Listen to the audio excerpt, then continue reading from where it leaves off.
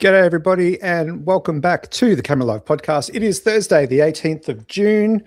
It's almost tax time. That scares me, and I'm sure it scares many of you out there.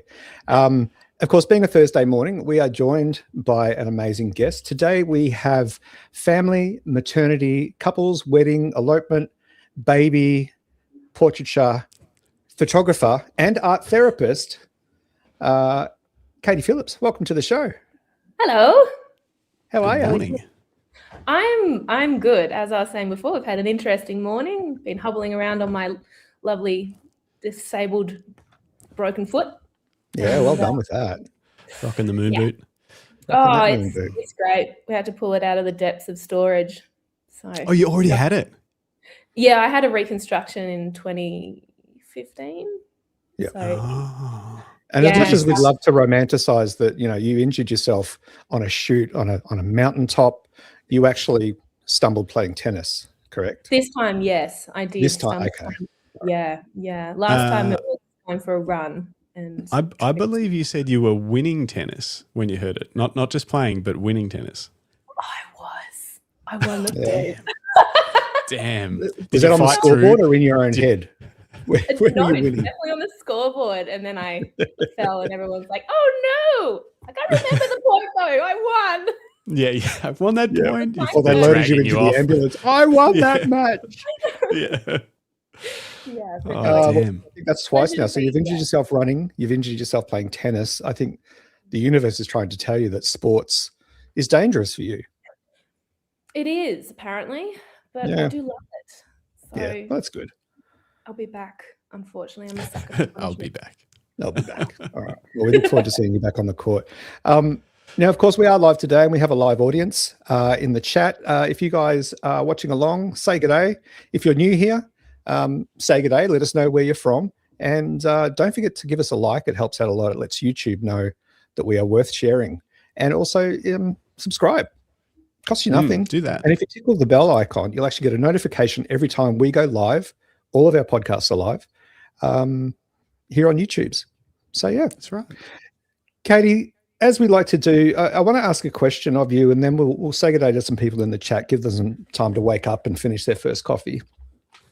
A big part of who you are and how you operate as a professional photographer is very heavily influenced by some key pillars of inclusivity, authenticity, body positivity, as well as advocating for equality and diversity. How do you manifest those pillars of who you are and how you work and how you face the world into your craft? Yeah, that's a really big question. Thanks for jumping in there with the deep. Straight Sorry, it's a scary one. No, but it is. You're right. It is absolutely central to everything I do, whether it's photography or art therapy or just, in general.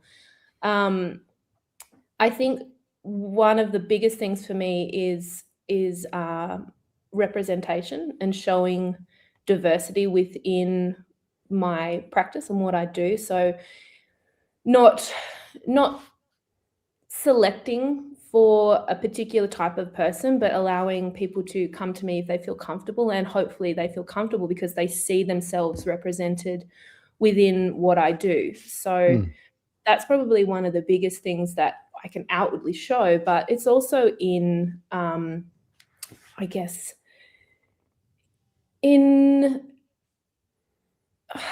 really tricky because it's like, it's kind of, in a way, energy attracts energy. So, I mean, being a queer person myself and being, a curvy girl as well, I want to show people when I step into this world that I'm a safe space because, one, I know that the spaces that we're talking about and being a part of that and really showing up for my community. And so hopefully, putting out there different education, different, whether it's on the socials and creating reels and stuff, showing who I am so people can identify with me and then not shying away from those topics if they do come up as well. Like it's something that, I don't know if you saw on my Instagram, my last post was about this Oh my gosh, the most incredible conference that I think I've ever been to, and I've been to a few conferences before,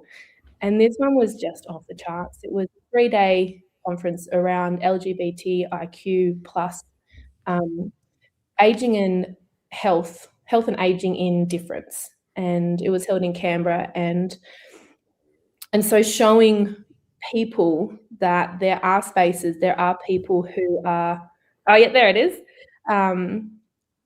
out there who are, and services out there, and communities and spaces, so that we can feel seen and heard and know that that is not all doom and gloom, I think. Yep. Am I going off topic there? No, there's no such thing on this podcast. Love it. I think it's really interesting about, you put out the energy that you receive back. And I think it's wonderful, obviously, that you're very out yourself. You're very transparent about who you are. And that flows through your work. So I imagine that gives your clients who are from a diverse spectrum, let's say, that must give them a lot of confidence. I hope so. I certainly hope so. I mean, my core belief is that everyone is beautiful. Everyone, no matter who you are, you're stunning, and you have a right to feel stunning and supported and seen and valid and validated. Yeah. So my hope and dream is that if you step in front of my camera or encounter me in, the professional, personal world, that you walk away from that experience feeling empowered. Yeah. I think that's a great answer. Wonderful. Before we dig deeper and get further and further into the woods, Justin, do you want to say good morning to some folks? I do, because Philip Johnson was here first, as always. As always. Good morning, Philip. As always. Roddy Nicholson, not far behind. Good morning. Lucinda Goodwin, good morning.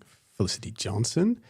Nick, which Nick is this? I'm not sure. Nick QW2ZH, but either way. Hey, Nick. Phil Thompson's, Lisa Leach, Craig Aliff, Robert Varner from New Jersey, USA, and Tristan X. Good to see you. If anyone else is out there, let us know. Let us know where you're from. It's good to find out other people from around the world, because they don't have, if you're in the USA, I don't think their tax time is June, so they don't have these worries we've got right now that we have. Things like stock take and, I don't know, will we get a big bill? Those kind of things. I mean, you had ASIO chasing you only a few days ago, Justin. So, that's an unfounded rumor. That's not why I went to Bali. Anyway. Wanted man. And I got Craig's name right. That's awesome. Thanks, hey, Craig. Welcome. Welcome. I should also mention too, just to tick the sponsorship box, on luckystraps.com, we just restocked a heap of our best-selling color, which is the black and wine. I saw. Do I have one? You must. Well, surely. It's the same color that we used when we did these Canon limited edition Canon straps for the R5 launch that you can't buy, so don't ask for one of these, please, not the Canon ones, but this color with the black and white, they're all back in stock in all the different sizes. So if you've been waiting on those, go to luckystraps.com. Use code Greg. You'll get a discount. You're welcome. Anyway, Katie, let's talk more about you and less about Justin's desire for world domination. Let's roll back the clock a bit. And talk about earliest influences. Now, I know that we talked before we went live. You technically grew up in the Snowy Mountains, surrounded by amazing nature. But you also were in, did you say it was Sydney in boarding school? Yes. Yep. I went to boarding school at the age of 12. Sorry, I cut out. Say that bit again. Oh, sorry. I went to boarding school at the age of 12 in Sydney. Right. Okay. How did that experience shape who you became as a visual creative? Did it have any influence on that, or were there particular people that inspired you or influenced you to take this path into becoming a photographer? Absolutely. Yeah, I was heavily influenced by that that experience. It was, I went at the age of 12, so I was very little, and I went Was it scary? Like when you were how did that, did you know, like say a year before, or like how long before did you know? And was that lead up to it like terrifying? Honestly, I was a pretty vague kid. So I was kind of a little bit, it didn't really hit me until mum and dad were driving away, I think. And it was like, wow. I'm here.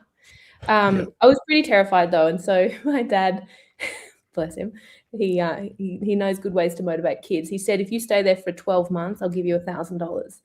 Oh, nice. Yeah. That's awesome. That's awesome. We're like, okay. Well, I did. And it was a very long year. I remember it was a long year. I remember when because it was back in I went in 2001 and graduated in 2006. So it was a long time ago.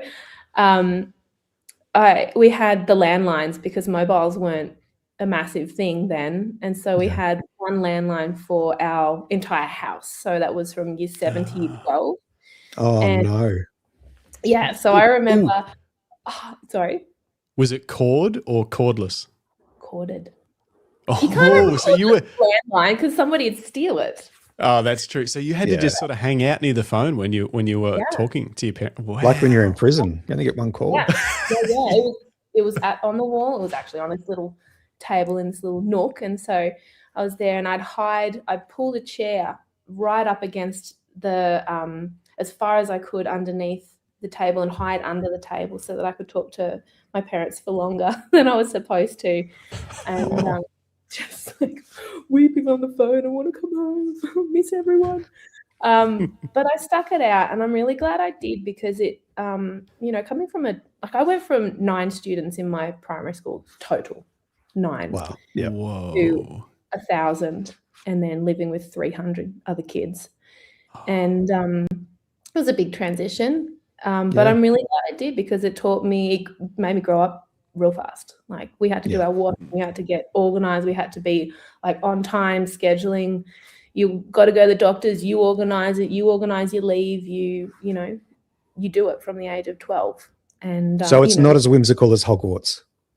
Oh God, no. I mean, we don't have basilisks and fun things like that, but we lived on an agricultural farm, so you'd have the we had a dairy, and so you'd know when they were spreading the fecal runoff from the dairy because you could smell it, and they'd put it on all the fields. Oh gosh, no! Have that wafting through your dorm, and so that was fun. It all sounds wonderful so far. I'm telling you, it was actually it was good because it afforded me opportunity and it broadened my horizons in that I'm back living in the Snowy Mountains opposite mum and dad on the farm, but it's my choice. It wasn't because I got stuck or didn't think that I could do anything more than stay in my little country town. And I love my little country town, but I came back because I wanted to, not because I had to be here, if that makes sense. Yeah, it does. Yeah, don't feel like you had a predetermined path that you could never stray off. You were given options and then you got to choose. Exactly. And I am really grateful for that because I've made beautiful friends there, and I really tested who I was, and and then as far as like my creativity, we were really lucky. We had the most incredible art department. We had dark rooms and I know, public boarding school. Who would have thought? Yeah. So we did a lot around, obviously we followed the syllabus, but our teacher was really good at propelling us into being able to express issues and who we were through our work. And that was a real gift because then that led on to me going to university at Sydney and studying photography there. So it was, I would never, begrudge my parents sending me away because it gave me this incredible avenue to really learn how to use my craft to say things. And so when I went to boarding school and went to, I was as you do as a teenager, discovering who you are.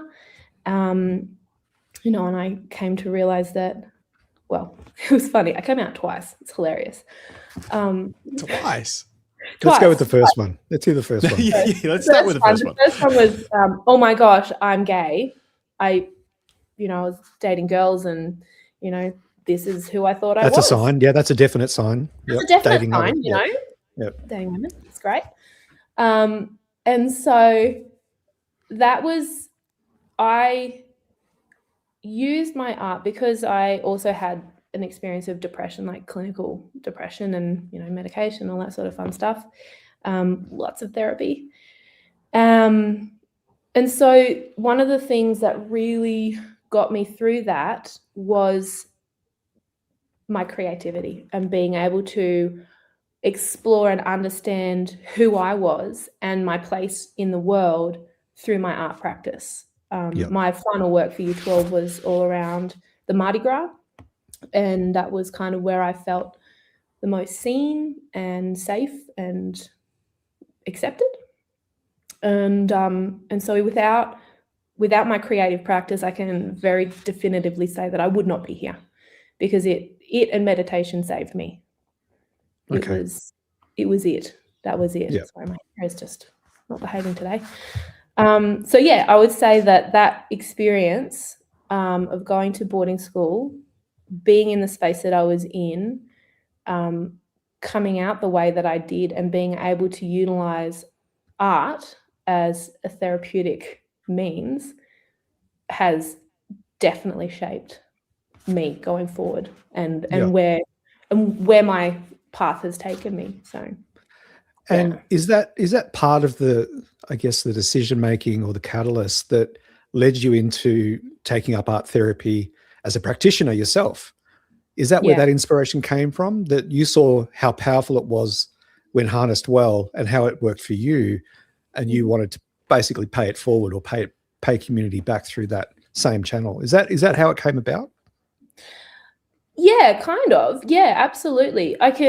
When I didn't know, at the end of my studies at Sydney Uni, I didn't know that there was a thing called art therapy, because I was going to actually do a double major in psychology and art, because I thought they're my two loves, and I don't know how, but I want to marry them. And I came out the other side of the art degree going, I don't know if I want to be an artist. That's really scary. The art world's brutal. Like, you put your soul on display, and people are like, my 2-year-old could do that. You know, it's really, really hard. And so, you know, we had some pretty ferocious and incredible lecturers who would just, you know, they didn't beat around the bush. They're like, no, that's garbage. Go and start again. Or wow. You know, they weren't that mean, but they, you know, they didn't mince words, which I appreciated. I like straight talkers. And well, it's good too, because it sets you up for reality in the actual art world outside of school. That is, like you said, it's brutal. Like you can't. It's not. You're not just because you put your heart and soul into something doesn't mean, you know, you're going to make a living from it or get recognition from it or whatever. Because it's a pretty tough. Yeah, tough to get noticed in that world. Absolutely, it is. And you have to be really on point with what you're trying to do and say with your art practice if you want to exist in that world. And you know, they really pushed us to do that. So again, it was that communication through creativity, that if you want to say something, you have a voice through this, and this is how you do it. And if you're not clear, your message is going to be lost. And so, you know, going through the mental health stuff that I went through and using that creativity, I could see that there was potential there to help other people do that. And so when I got out, it was kind of like, I don't know, the universe. And I'm a spiritual person, so I'm like, yay, universe, I'm gonna pick up on those little crumbs that you're leaving me. And I don't know how, but I ended up at a kinesiology like open day thing. And then I picked up one of their brochures and went, they do art therapy here. What is that? Oh, wow. And so that was my trigger to then go, this is it, like light bulb. And it was amazing. And so I did a diploma of, what was it called? Diploma of Transpersonal Art Therapy. with the College of Complementary Medicine in North Sydney. And then started working, I started doing my placement at the Drug and Alcohol Withdrawal Unit in Canberra, at the Canberra Hospital, and then stepped into different roles within the ACT health system, and then ended up working mainly at the adult mental health unit with people experiencing acute mental health issues. That must be pretty confronting, given you've had your own mental health journey and challenges, as we all have, I guess. But you've articulated yours so well. Was that confronting, seeing that pain in other people, or is that motivational or inspirational for you to make a difference? It's both. It's both. You got to, some of the stories that I've heard are pretty, especially within the drug and alcohol space. They're very confronting, but we have, requirements for our registration and things like that, where you have to go and, I think it's 4 hours of face-to-face time. You have to go and have an hour of supervision. 6 months, 6. Okay. So there's very clear boundaries around and guidelines around what we have to do to keep ourselves well and able to do our jobs. Otherwise, if we can't get past our own stuff, well, then we can't help somebody else, because we're looking at their issues through a particular lens and a particular bias. So as an art therapist, I can't diagnose, nor would I ever want to diagnose or even analyze people's artworks, because their artworks are for them and their own meaning and symbolism and mythology, and to find their own solutions within their work. So it's not up to me. One of my beautiful teachers, when I went and did postgraduate, a grad dip. So I started doing my master's with the MyCat Institute in Melbourne, another amazing art therapy school.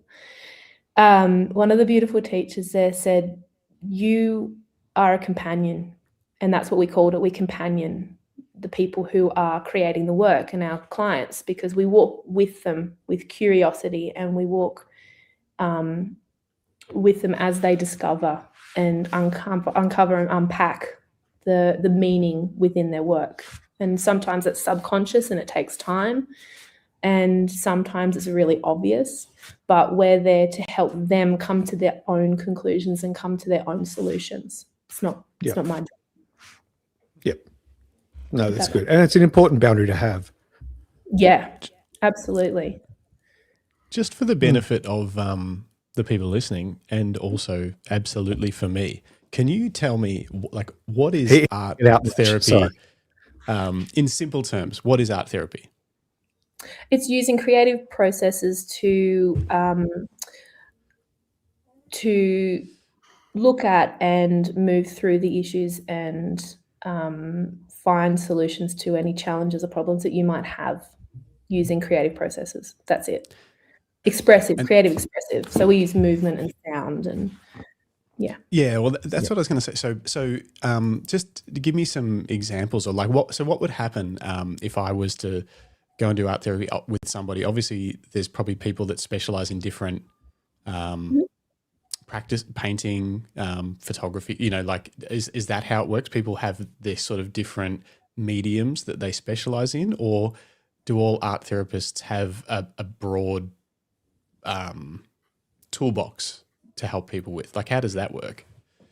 It's more, if you have a specialty, it might be that you work with people who have survived domestic violence. I've done a lot of work in that space. Or you might work with adults, or you might work with kids, or you might work, within NDIS. So that's sort of the specialization is not necessarily your modality or your materials. It's who you work with, essentially. Okay.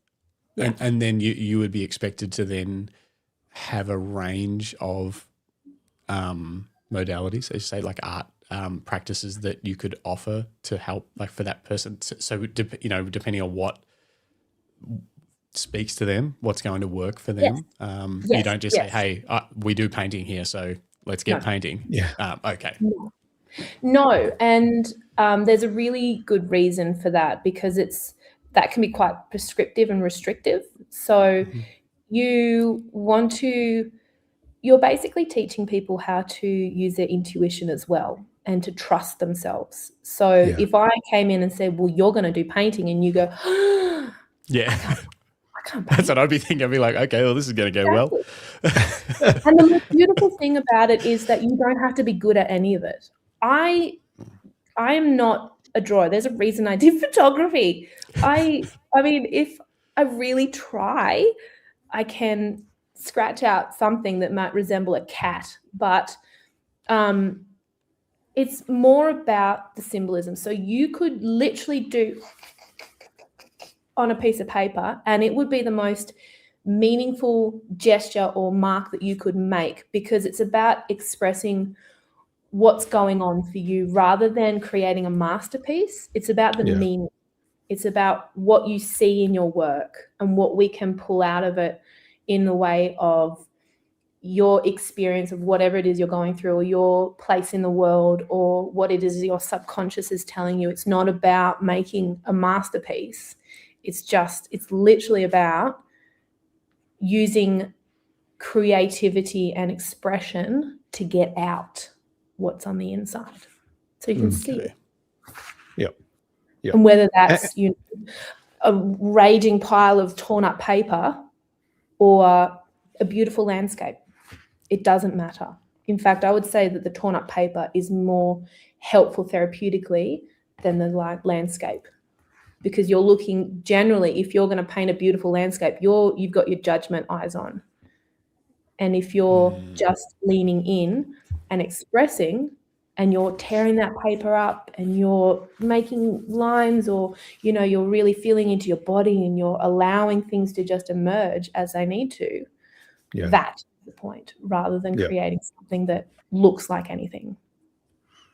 And do any of your clients turn to photography for that creative expressionism? Not generally, because with photography, for me, it's been a really cathartic tool, and it's something that I actually really want to explore with particularly teenagers, and giving them an opportunity to explore their world and themselves through photographic practice. But because we're kind of in a contained space, it's much easier if you're in a group setting or in a one-to-one to just pull off art materials from the shelf. Because again, photography, as you know, can be quite confronting as well. Indeed. There's a comment here in the chat from Lucinda. Good morning, Lucinda. She says, I photographed a art therapy workshop attached to an exhibition for a local university last year. It's such an interesting practice. Yeah, Lucinda, you're spot on. It's unbelievable. And it's something that's really quite a gentle process as well, because as an art therapist, and generally as a therapist, you only go as far as somebody is comfortable going, and it's completely client-led. It's completely client-centric, as therapy should be. But it's you're operating from here, and I'm pointing to my heart, rather than from here. So with a lot of talk therapy, and talk therapy is amazing, it's incredible, but it can be quite analytic. And so if you're reliving things like trauma or abuse or things like that, and you have to then describe it to somebody or describe what it is you're going through, it can be re-traumatizing. In some instances, and there are, I'm not deriding, talk therapists or psychologists. They're unbelievable people. They're incredible. Some of my beautiful friends are psychiatrists and psychologists, and they do beautiful work.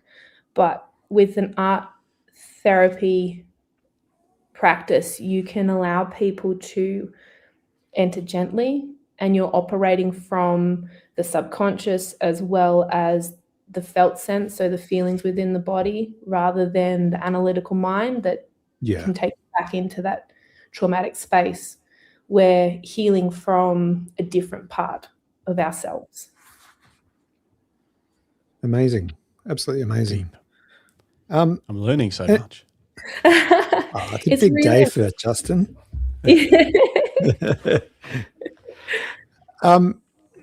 Turning our eye now to your photography, you know, you've just talked about the need to lead from your heart, to shut off the analytical mind, to think about what you're experiencing in your body, in that place and time. Does that then transfer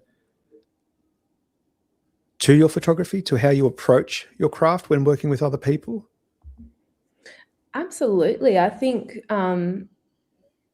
if I know for me personally that if I get too much in my head, I just shut down. Like, it's not, I remember early on in my journey, and I still do it if I'm having a bit of a rough day, and I'll go back through the poses and be like, oh God, I've got to remember this one. I've got to remember that one. And then when I step into the space, it just completely goes out the window, and I'm just working with a person, and we're having that, you know, that relational interaction, and I'm responding to them and where they're at, and meeting them where they're at, rather than trying to force anything. And if I can see that something is uncomfortable, then we pause and we stop and we go gently, because I don't want to. My thing with photography is that if you look at your work, if you look at these images that we create together, and there's any stress around that, then I've done something wrong. It should be a joyful experience the whole way through. Yeah, you don't want people feeling uncomfortable to justify the means of a photo that you have in your mind that you're like, I think this is going to look really cool. Meanwhile, they're feeling weird about it, and you're like, trust me, it'll be worth it. You know, like, you don't want that. Yeah, absolutely. And I mean, look, there is an element of that. You're like, you know, put your hand here. Trust me, I know it feels weird, or, you know, stand if you're, you know, because I shoot weddings as well, and you know how you say to people, get closer. You got to be uncomfortably close, because if you're standing, you know, a comfortable distance apart, the camera's going to make it look like there's a football field between you. So and then everyone starts to wonder, oh, what's between those two? Is there a fight? Exactly. Well, there's a feud going on there. I wonder what the deal is. But it is interesting, that, isn't it? That sorry to interrupt, but just on that thought, that photographers, I guess, often see situations where their interactions are off, and it's interesting part of our role as photographers when we observe people and we see those behaviors that they try to contain that come through, and it can often get in the way of, you know, the creative process, and get in the way of them being on board with what you're doing. It get in the way of you know, the outcomes and the experience for everyone. How do you, when you work with people, how do you diffuse or soften some of those potentially conflicting emotional responses? That's a really good question, Greg. And as you were talking, a session came to mind immediately. And it's usually with distraction. It's, you know, let's go and do something. Let's change it up. Let's go and jump off a rock for a minute. Let's go and have a moment. Or it's me removing myself from the situation for, you know, a couple of minutes just to let them catch their breath.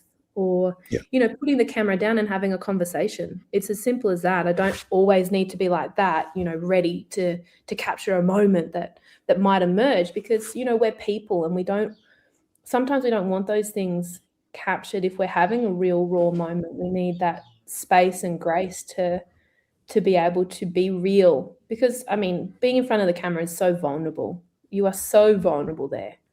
And so I need to have that awareness of how far I can step in a supportive way, and having, you know, it's kind of like in therapy, you build up that trust and that therapeutic relationship. Well, it's the same sort of thing as you're guiding your clients through a session, as you have to build up that rapport and that trust that you have their best interests at heart, and you're not acting from a place of, I don't know, selfishness, I guess, or, you know, just to get the job done. Precisely. Yeah. I'm there to serve them. We're in the service industry after all.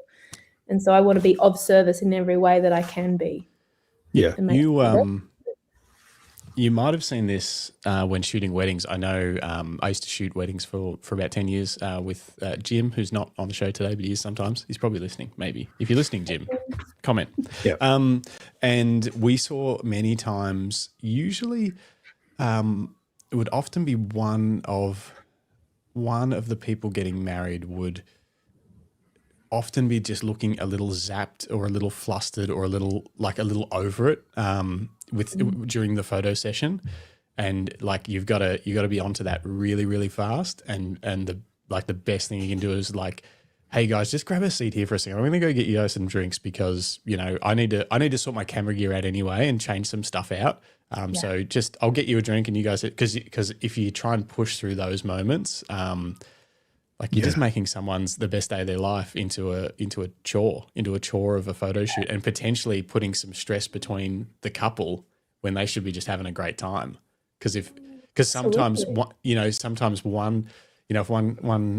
person's feeling a bit average, and then the other one's like, come on, it's like we got to get these photos done and stuff, and then there's tension between a couple that's supposed to be having their best day ever, but the tension's getting created by me needing to take photos, and that's just, none of that should exist. It's sort of, have you ever experienced that when shooting a wedding? Yeah, absolutely. Absolutely. And I suppose it's that respect that you have for your clients and understanding boundaries as well, and not overstepping those boundaries, because as much as I'm sure the couple wants to push through, sometimes you need to be recognizing that they're reaching their limit, and the best and most beautiful gift that you could give them is that space. Yeah, absolutely. I remember one wedding, there was a muck up with the bar, and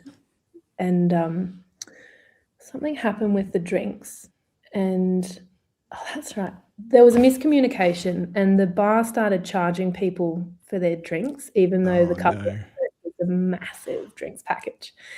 And so, we were supposed to be doing our couples photos, and there was a few more shots that I wanted to get because I knew that they would be, really gorgeous and stuff. But I put down my camera and said, look, and they'd misplaced some of the alcohol as well that the couple had brought for it. I found it in the end. It was all okay. But, I put my camera down for the moment and went, look, the bottle-o's just down the road.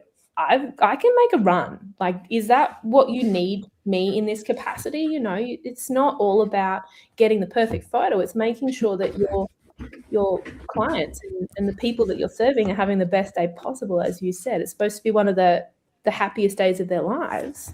And they've poured a ton of money into this. Like, they want to look back and go, that was a cool time, cool party, cool vibe. And if you're that thorn in their side, the one who's just like, oh no, just one more. I'll just do one more. Just one more. The light's really good over here. Stop. Just breathe and let them breathe. Yeah. Yep. Definitely. And then we used to always get great shots anyway, because so if it was either the whole bridal party or just the couple, we just kind of sneak back into the distance and put a long lens on and get sort of a wide shot of them just hanging out somewhere anyway. Absolutely. They don't realize that when we said just have a sit here and hang out, we sat them in a really nice spot with nice lighting, and then we snuck away. Then they think that we're not taking any photos, and we are. So you can do street photography. Hey, you just described it right there. Not really. Not As a really. wedding photographer, you have to do all the photographies. Yeah, that's right. That's right. One of my secrets was because we always had fridges in our cars, and I always had a 6-pack at least of beer in there.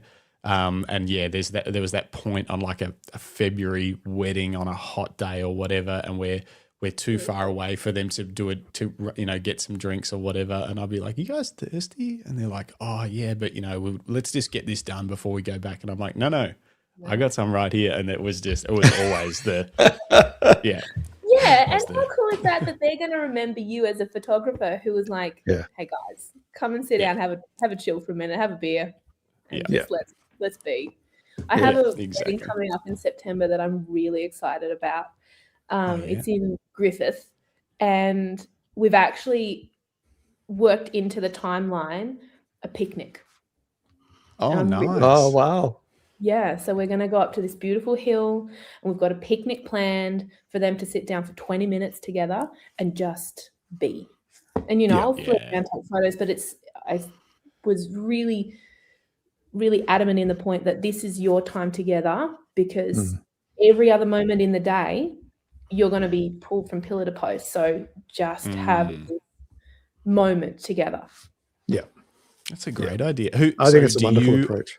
Yeah. Do you organize the picnic, or are they organizing it, or the venue, or like how did that come about, that idea and the organization?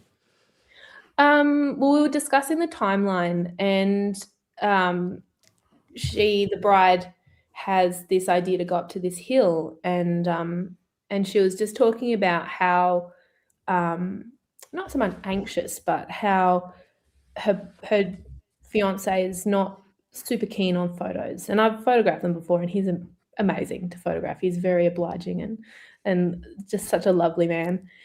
And I said, well, why don't we just take a little cheeky picnic? Why don't we do that? Because we can do it. It's your day. We can schedule whatever you want. And so that's what we're going to do. And I think she's got one of her bridesmaids. I think her sister's going to organize like the actual package, and I'll just chuck that in my car, and we'll go up and put the picnic blanket down, and it'll be nice. I'm really looking forward.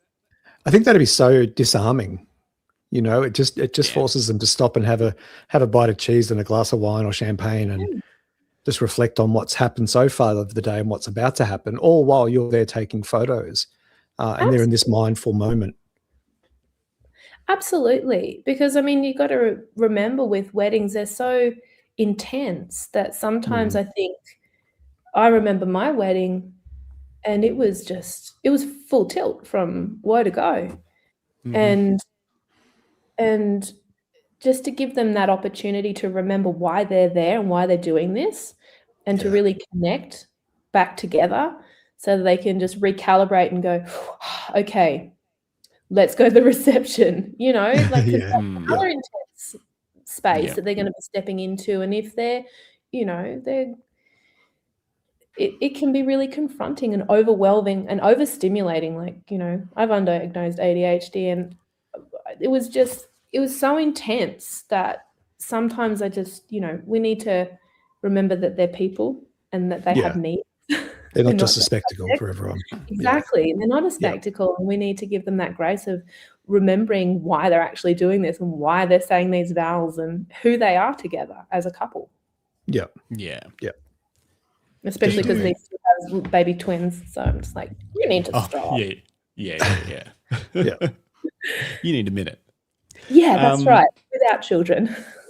Do you do families, weddings, newborns, a range of stuff, some commercial work, all sorts of stuff? What's the breakdown of that look like within your photography business? Is there one thing that's sort of the most common style of shoot that you do, and then you know, you take the other stuff as it comes, or what does it look like? Oh yeah, absolutely. So my main work is with families. And I can't remember how many years I've been doing it, maybe 4 or 5.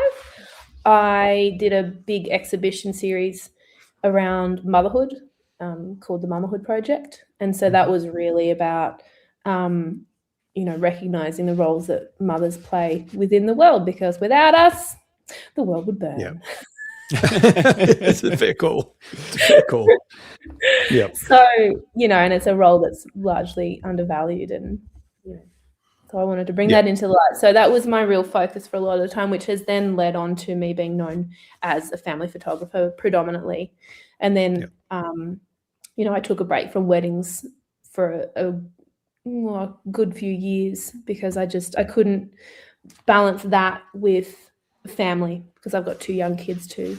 And I wanted to make sure that I was available to them, because as you know, photography for weddings is intense and big, and it's not just turn up on the day and photograph. It's like travel and, you know, editing and all of the back and forth. And Sundays you just feel zapped. So even though you've got Sundays off, you're not doing a lot usually, I found anyway. Yeah, exactly. And I wanted to make sure that time for our family was really sacred time, that Sundays is for us. I mean, I break that little rule for myself occasionally because I'm naughty. Yeah. And boundaries are something that is my growing edge.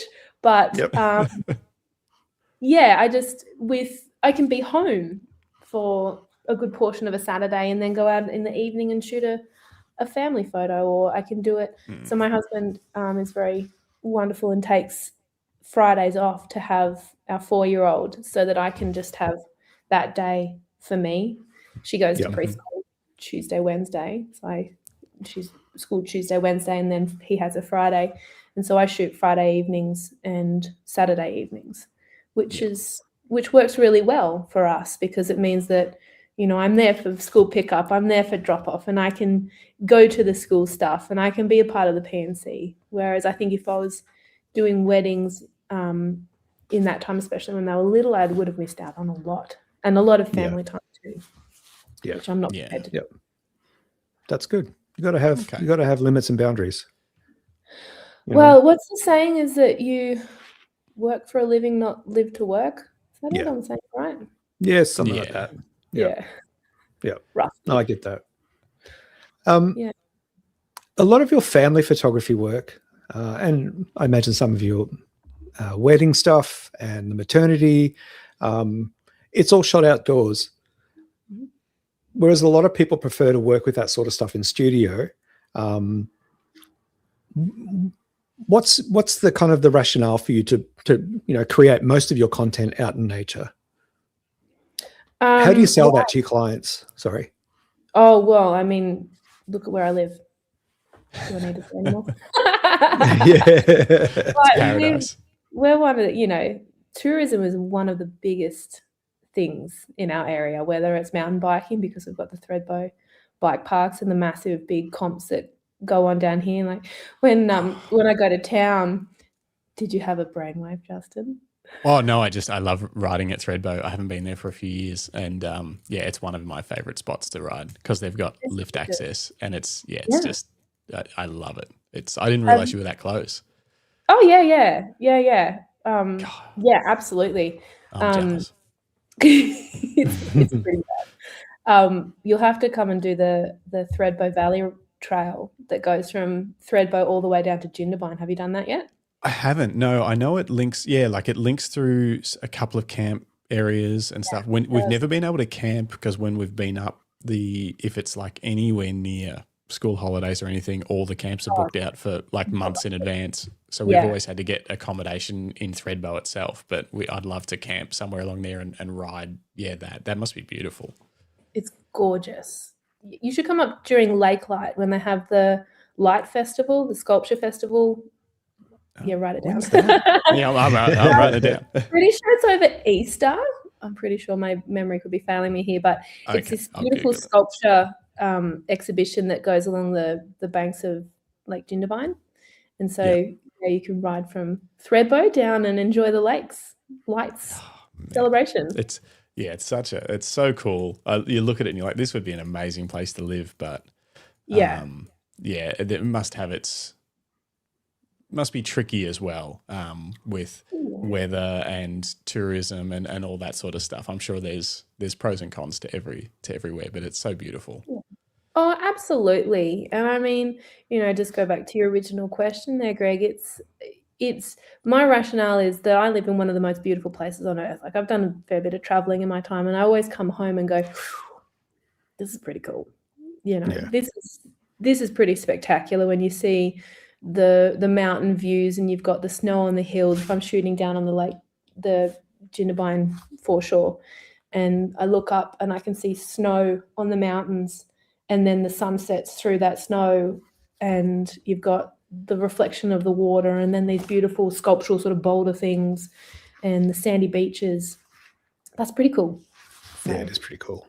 Yeah, but I did actually have a studio for 12 months last year, and so I did a little bit of studio work, but it just, I don't know, I think I'm a little bit too wild for a studio.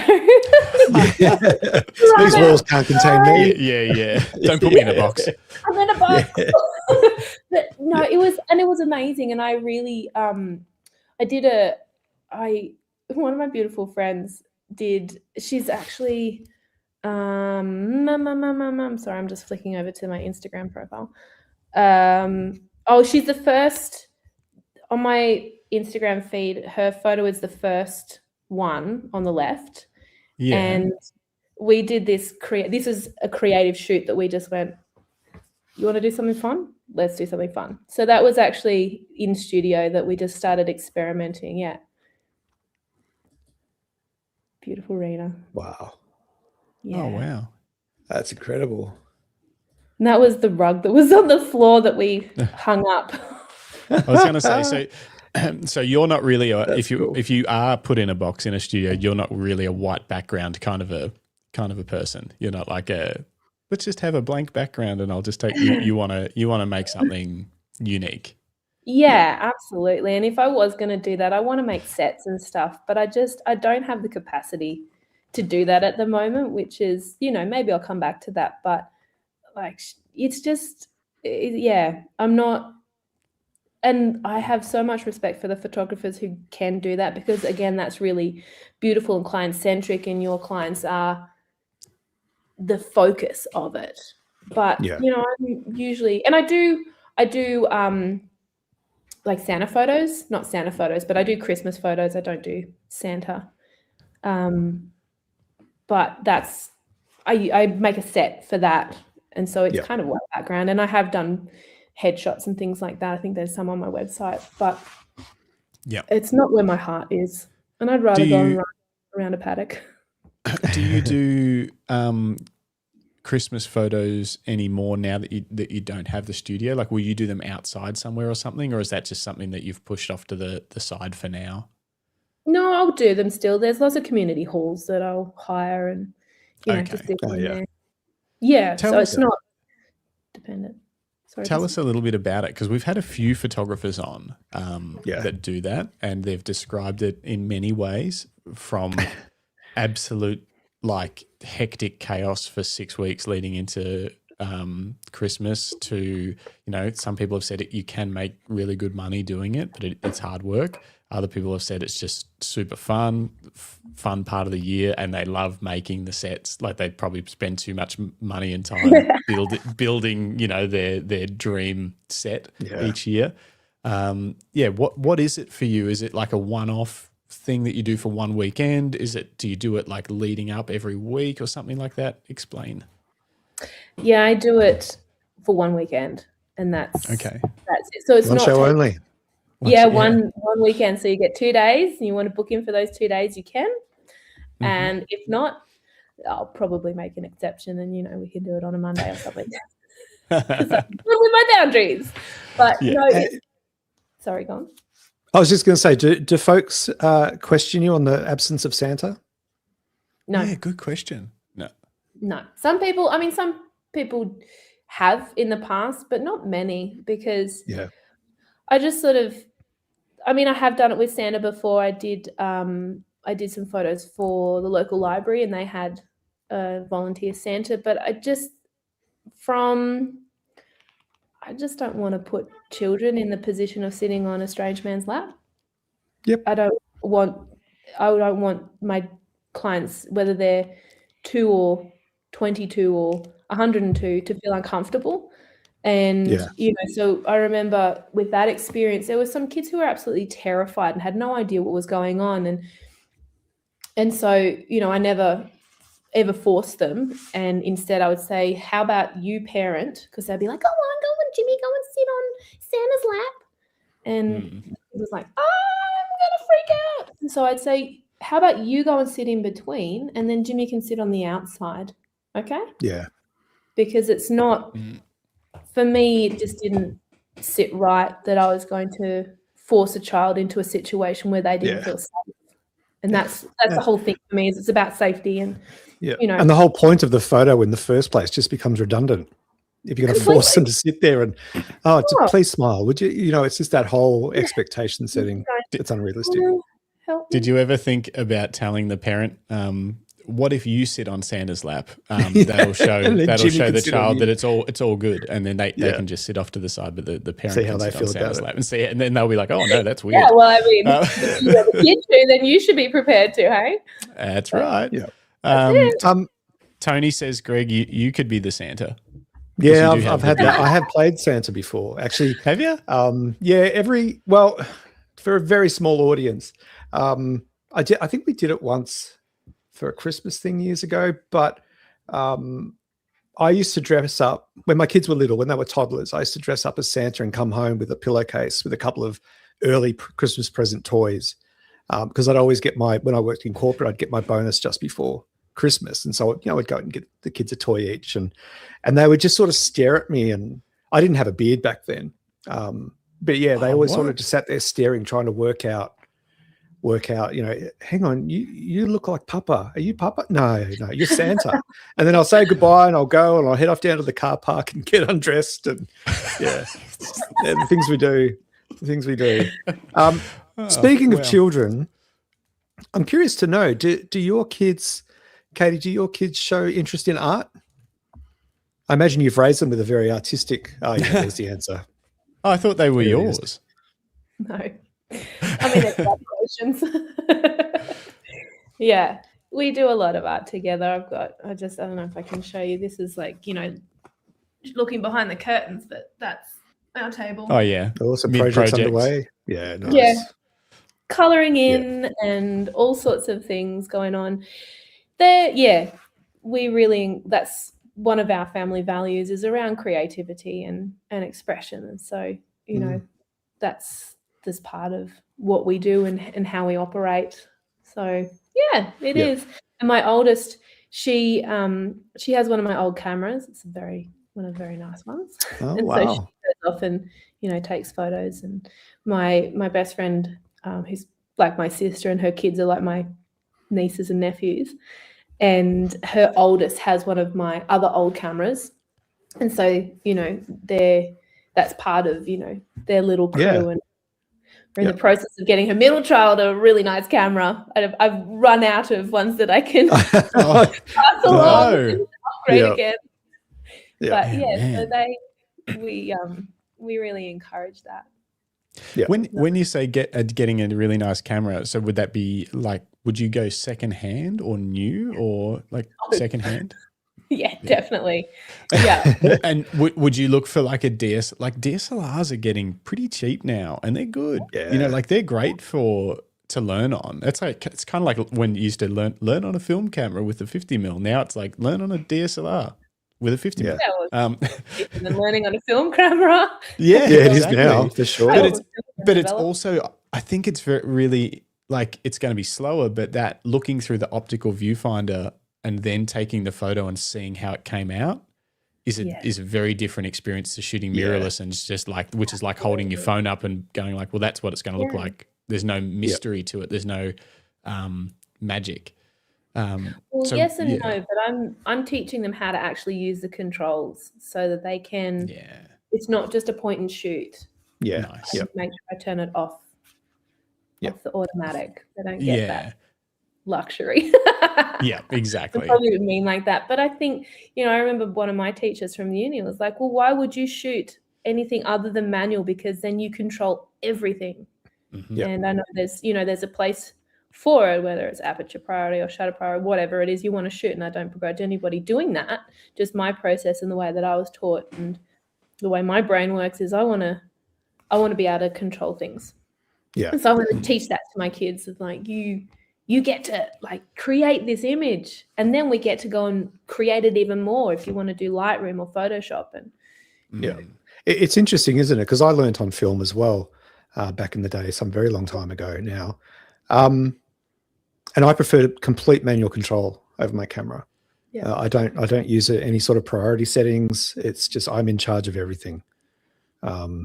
Apart from autofocus, I love autofocus. But, oh my gosh! I couldn't really have autofocus. Let's not get silly. Let's not get silly. All right, throw out the playbook altogether. We can use some things. That's exactly it. Yeah, but I wonder if there's a correlation there. Because so far my survey only has 2 people, that's you and me. But I wonder if there is a correlation between people that learnt on film cameras, having to control aperture and choose the right speed film and all of those sorts of elements, whether they find shooting with a priority mode less enticing than going full manual.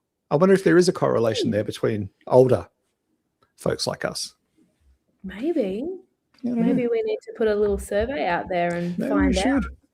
I learnt on digital. Science hats on.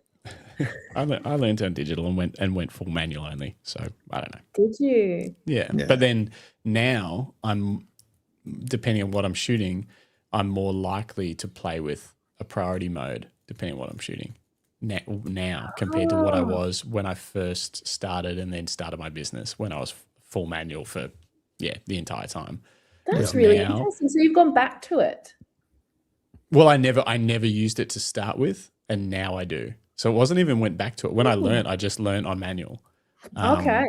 And then now, like if I'm shooting with the Q3, I'll often put it on aperture. I'll set my aperture, and then I'll put it on auto shutter speed with some boundaries about what, the lowest minimum I want, and auto ISO, and then I'll just control my exposure compensation. I find it a really freeing way to shoot when I'm out and about on streets or traveling and things like that. I don't have to be, whereas when I was shooting weddings, full manual with 2 cameras, my brain is always trying to calculate and preempt exposure.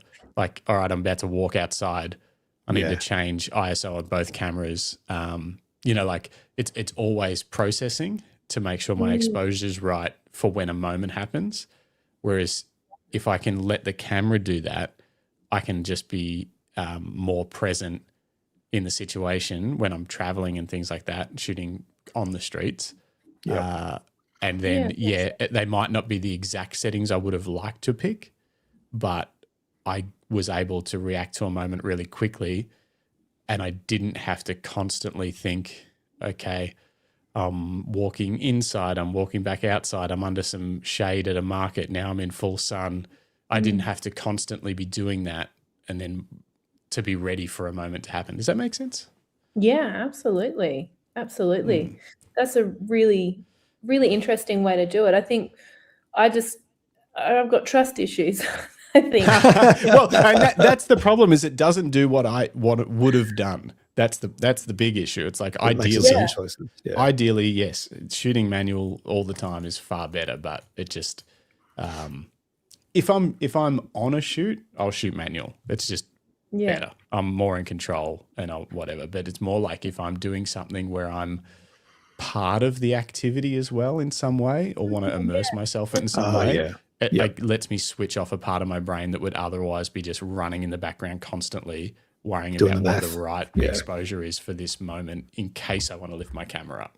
And because the last thing I want to do is like lift it up and then realize that I'm 3 stops away from where I should be because the last time I took a photo I was inside or something like that. Yeah. That makes a lot of sense. Absolutely. I think the older cameras, I just remember it. You take a photo and then go, that's not what I wanted. Calibration did its thing, and you're like, that looks like garbage. I've got that mindset.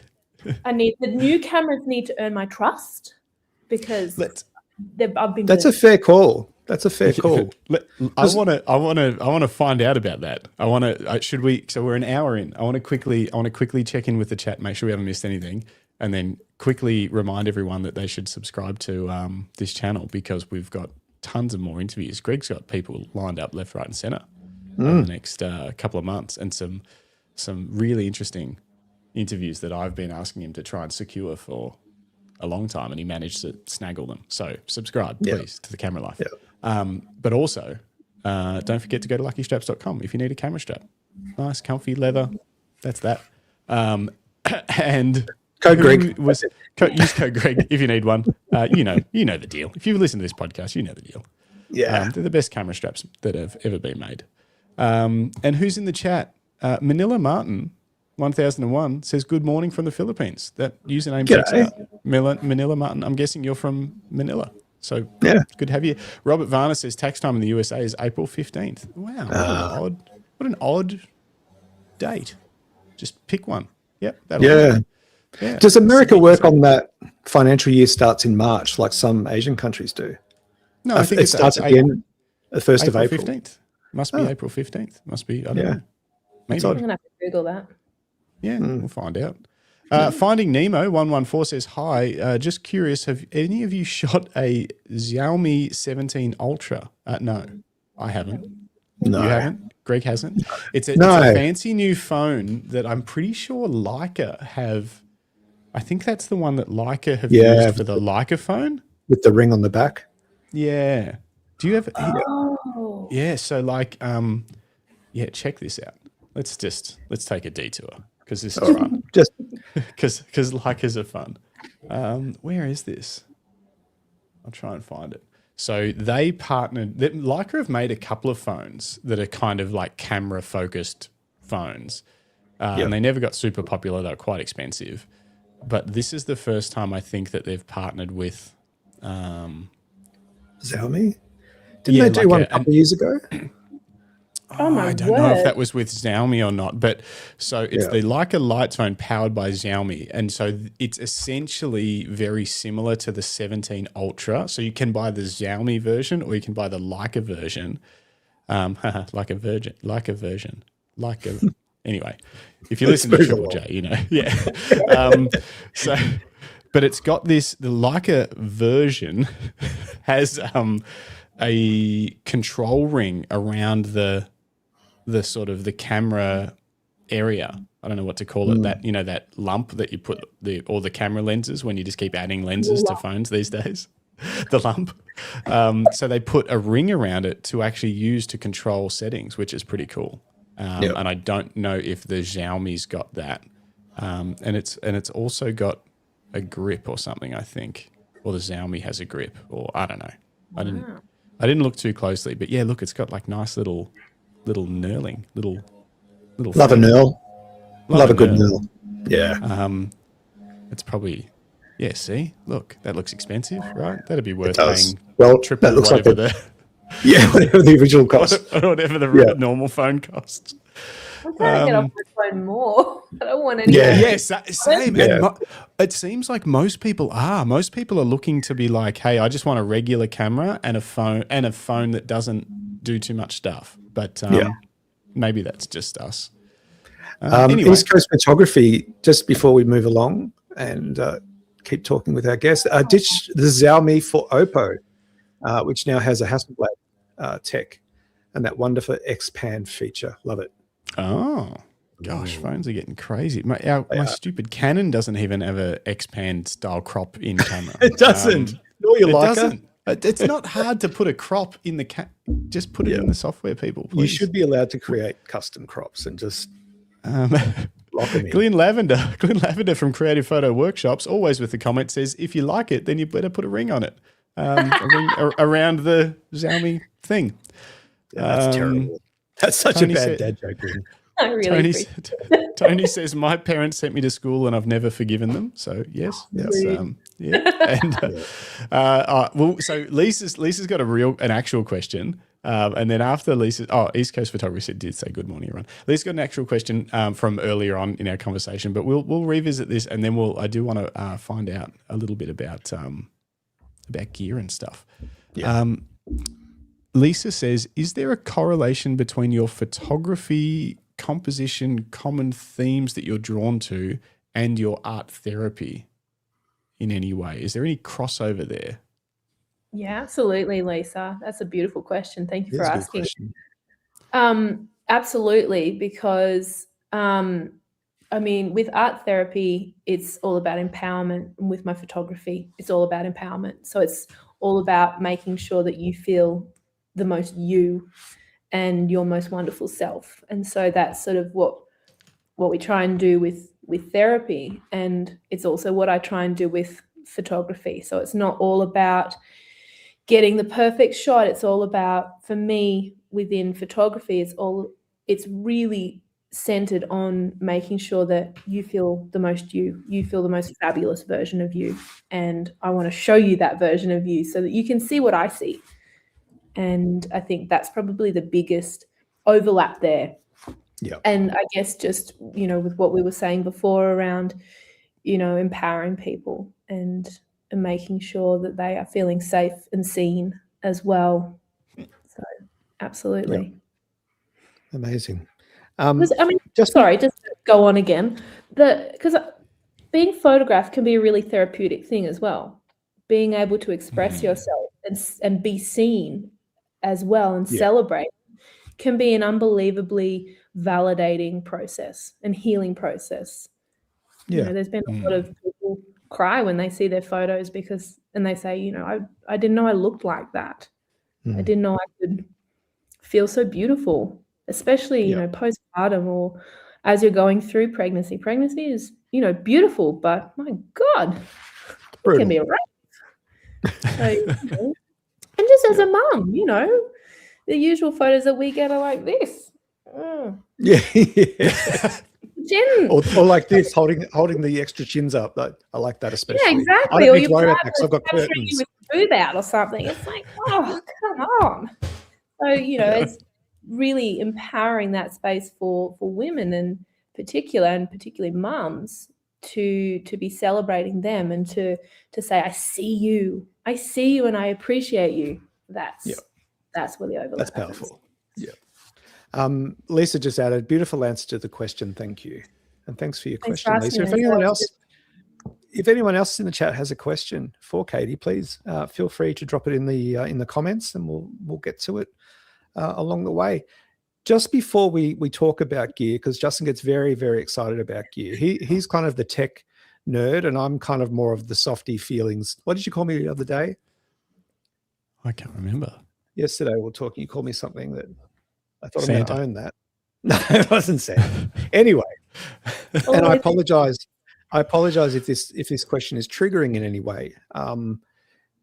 We live in a world where online hate, especially towards fringe groups, towards people that live in that are. Start again, Greg. Especially for people who are part of a diverse culture. Have you experienced any bigotry around, because you're an openly queer person and you're an openly queer visual creative, have you ever had negative encounters with people because of that? In your photography, in client work, sorry. You know what? I'm very lucky in that I haven't. And I recognize that privilege.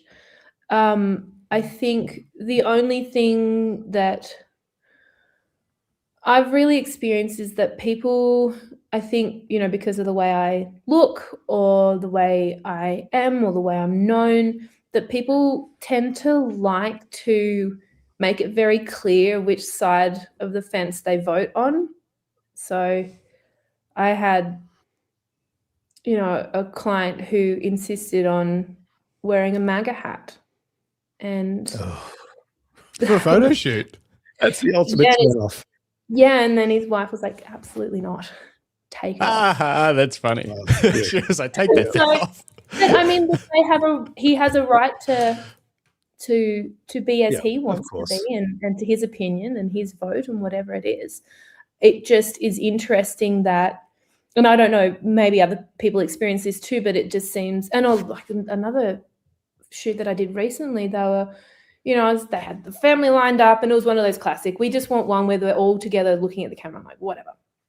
Stand there, and instead of, everyone like going, yay, or something like that, they went, we hate Alba. I'm like, why? Why do we need to do this? Like, we're not, it's not a political moment. Like, we're not discussing, Gosh, that's bizarre. Here.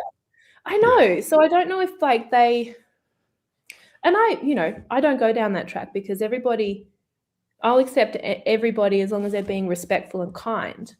If you're not, then we have problems. Yeah.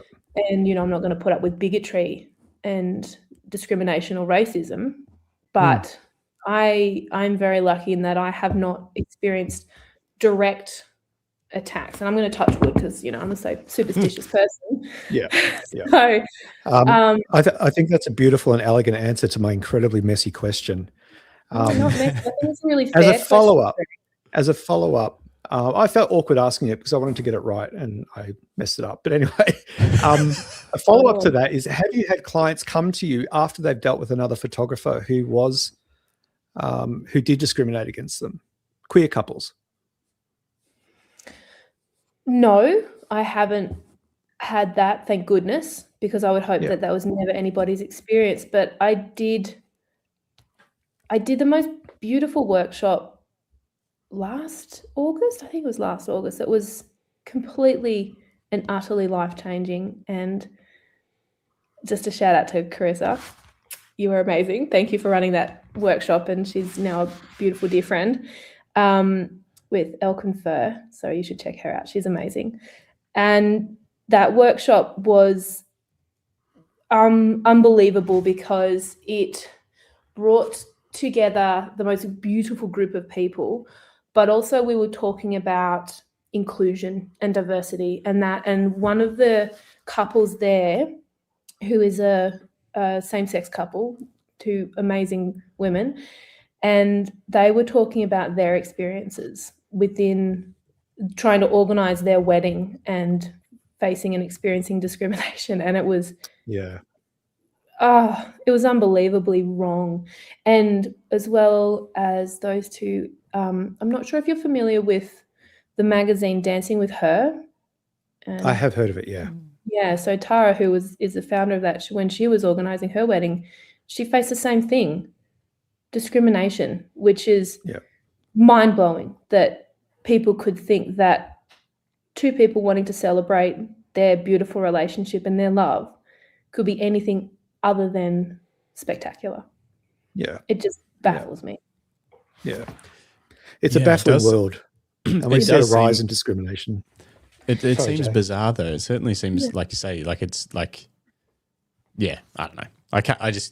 It's hard to imagine what someone would be thinking when they're doing their job. Someone's approached them to do, I don't know what, catering, dress, suits, whatever. Like, why it would have any relevance? Like why it would even, it's so weird. Yeah, anyway, it is. And it's heartening that you can't comprehend that because obviously that's not who you are. It's like, my husband as well. It's like, how could people think like that? It's like, well, because people do. They're not everybody is as conscientious or, open as you. And so thank you for championing. It's hard to imagine that mindset. Like where it's like, I don't know, super weird. Like as soon as the first same-sex wedding that I booked, the first question was like, do you mind if we post this on our socials? And they were like, we'd prefer not, but we're more than happy for you to share the photos with any potential client in a meeting. And I was like, well, thank you. Because it was like, I was like, this is, this was like 2 years into my business. And I just wanted as many different locations, and because I'd never shot at this place before and stuff like that. But I could never imagine thinking like, oh, this is weird. I hope no one sees me doing it. I don't even know what someone would think the problem would be. It's bizarre. Yeah, and that's the baffling bit. What are you saying to yourself that's creating this, that's turning this into a problem? Yeah. What are you scared of? What do you not understand? It's all that stuff. It's the other is the fear of the other. And I guess. Or are they worried they drink too much, so they'll lose money on the drinks package? Or what are you worried about? It's so weird. Exactly. So when I was photographing this conference last week, I had a request from one of the delegates who was presenting, and they were working on the, oh my gosh, I'm going to mess this up. My head. I'm operating on very little sleep, so my recall is not great. They were working on the Royal Commission into discrimination against trans people. I think that's what they were. It was to do with trans rights and how, the the discrimination that trans people face. And they said, I would love some photos. I would love some photos. But can you not get me with any of the slides, any of the logos or anything like that, because I don't want to be doxxed. And because that is the experience of one of their colleagues was outed and as working, just though there's their job, they were working. I mean, they were also a part of the LGBTIQA plus community, but they were so scared that they were going to, just in association with working on that particular piece of a particular issue, that they were going to get death threats and hate, and their safety was going to be compromised if anything was associating them publicly with that. Like, that's wild to me. Yeah. It's very sad. Yeah, you shouldn't have to worry about that sort of stuff, especially when you're just doing your job. Yeah. Here's another comment from Glenn. My trans son gets daily online death threats just for being him. Well, I'm so sorry. Yeah, I'm so sorry. That breaks my heart. Yeah, it is hard enough trying to find out who you are in this world, to come to realize that you were potentially born into the wrong body or don't feel like yourself in the skin you're in, without facing hate from external forces. So I'm really sorry, and I hope that it sounds like you're an amazing support for your son. So they're very lucky to have you. Yeah, champion. Good job, Glenn. Good job, Glenn. Let's pivot a little. Let's talk about gear. Now, you've given away a lot of stuff to family and friends so they can take up photography. What have you got left in your kit? What do you shoot with? The dregs, Greg. The dregs, whatever's the Polaroid. Just a Xiaomi. Yeah. It's going to revolutionize the wedding industry. No, but so what do you shoot with these days? What brand are you with? What bodies do you shoot with? I have Nikon as my system of choice. You'll make mistakes. No, I'm kidding. Go on. Rude. I love Nikon. I shot Nikon for a long time. Oh, did you? They're great. Oh, yeah. They're awesome. And Jim still does shoot Nikon. So yeah. What bodies are you using? I have the new Z8. Nice. I think it's super new anymore, but it's cracking camera. I love it. Yeah. And I also have as my backup body, God, what is it? Oh, the 850. 850. Oh, nice. Yeah, best DSLR ever made. Yeah. That's stand by it. Best camera. Best I don't like Nikon. She's great. Oh, I love that camera. So but I have at the moment I'm shooting the 850 has my 70 to 200 Tamron on it, which is a good reliable lens. I've had that one for a while. Probably need to upgrade, but I'm not going to because I like it. If it works. Yeah, stick with what works. And I recently got myself the 24 to 70 Nikon. The 2.8. The Mark II version for the very, very nice. Yeah. Is that the one Jim got? No, Jim got the Mark 1 70 to 200 2.8, right. The Z mount. He bought the Mark 1 mere weeks before the Mark II come out. A couple of weeks. He hadn't taken it out of the box yet. He hadn't. When we announced it on our Monday night, and we were talking about the news, that this new lens, like a Mark II version, was on the way. Jim was like, "Oh, but I've still got the Mark 1 in the box over there. I haven't even used it." Yeah. So someone's getting caught. Just before we continue with the gear chat, just another important comment here from Glenn. So you can understand why people can be reticent for showing who they are, regardless. Yeah, absolutely. Absolutely. And Glenn, finally, who's also a Tamron ambassador. He's the Tamron man. Yeah. No, Glenn. Sorry. Glenn Lavender, Creative Photo Workshops. Yeah. Not many people have heard of him. He's a great photographer who loves to sing songs about himself at the start of his talks. Yeah. Every talk. Yay. Yeah, and Lisa's pretty stoked that you shoot Nikon by the sounds of it. Yes. Because she's a fellow Nikon shooter. Yeah. Okay, so 24 to 70, 7200, is that kind of you staples? Like you're just like, I can get pretty much everything done with this setup. Yeah, absolutely. I mean, I used to have my 50 mil as the glued onto my Z8, and it's a beautiful lens as well. Is that the big 50 1.2? Is it? Yeah, I think so. And it's huge. Yeah. I'm really into tech. Well, I have a tech question. So it looks to me, nah, it's not techie at all. It looks to me like most of your shots are natural light, but you obviously had a studio, so you've used strobes and stuff in the studio or continuous lights or something. Do you ever use any type of additional lighting when you're out and about on location? No, I don't have. Always natural. Oh, that's my beautiful friend Annie. That's my sister from another mother.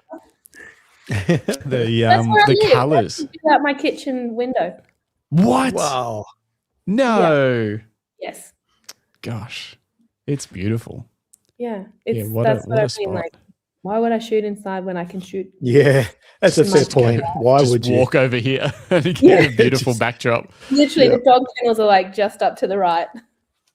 Yeah. Wow. Yeah, so this is all outside. I don't have time. There was, 4 kids and a dash hound pup. Yeah. Yes.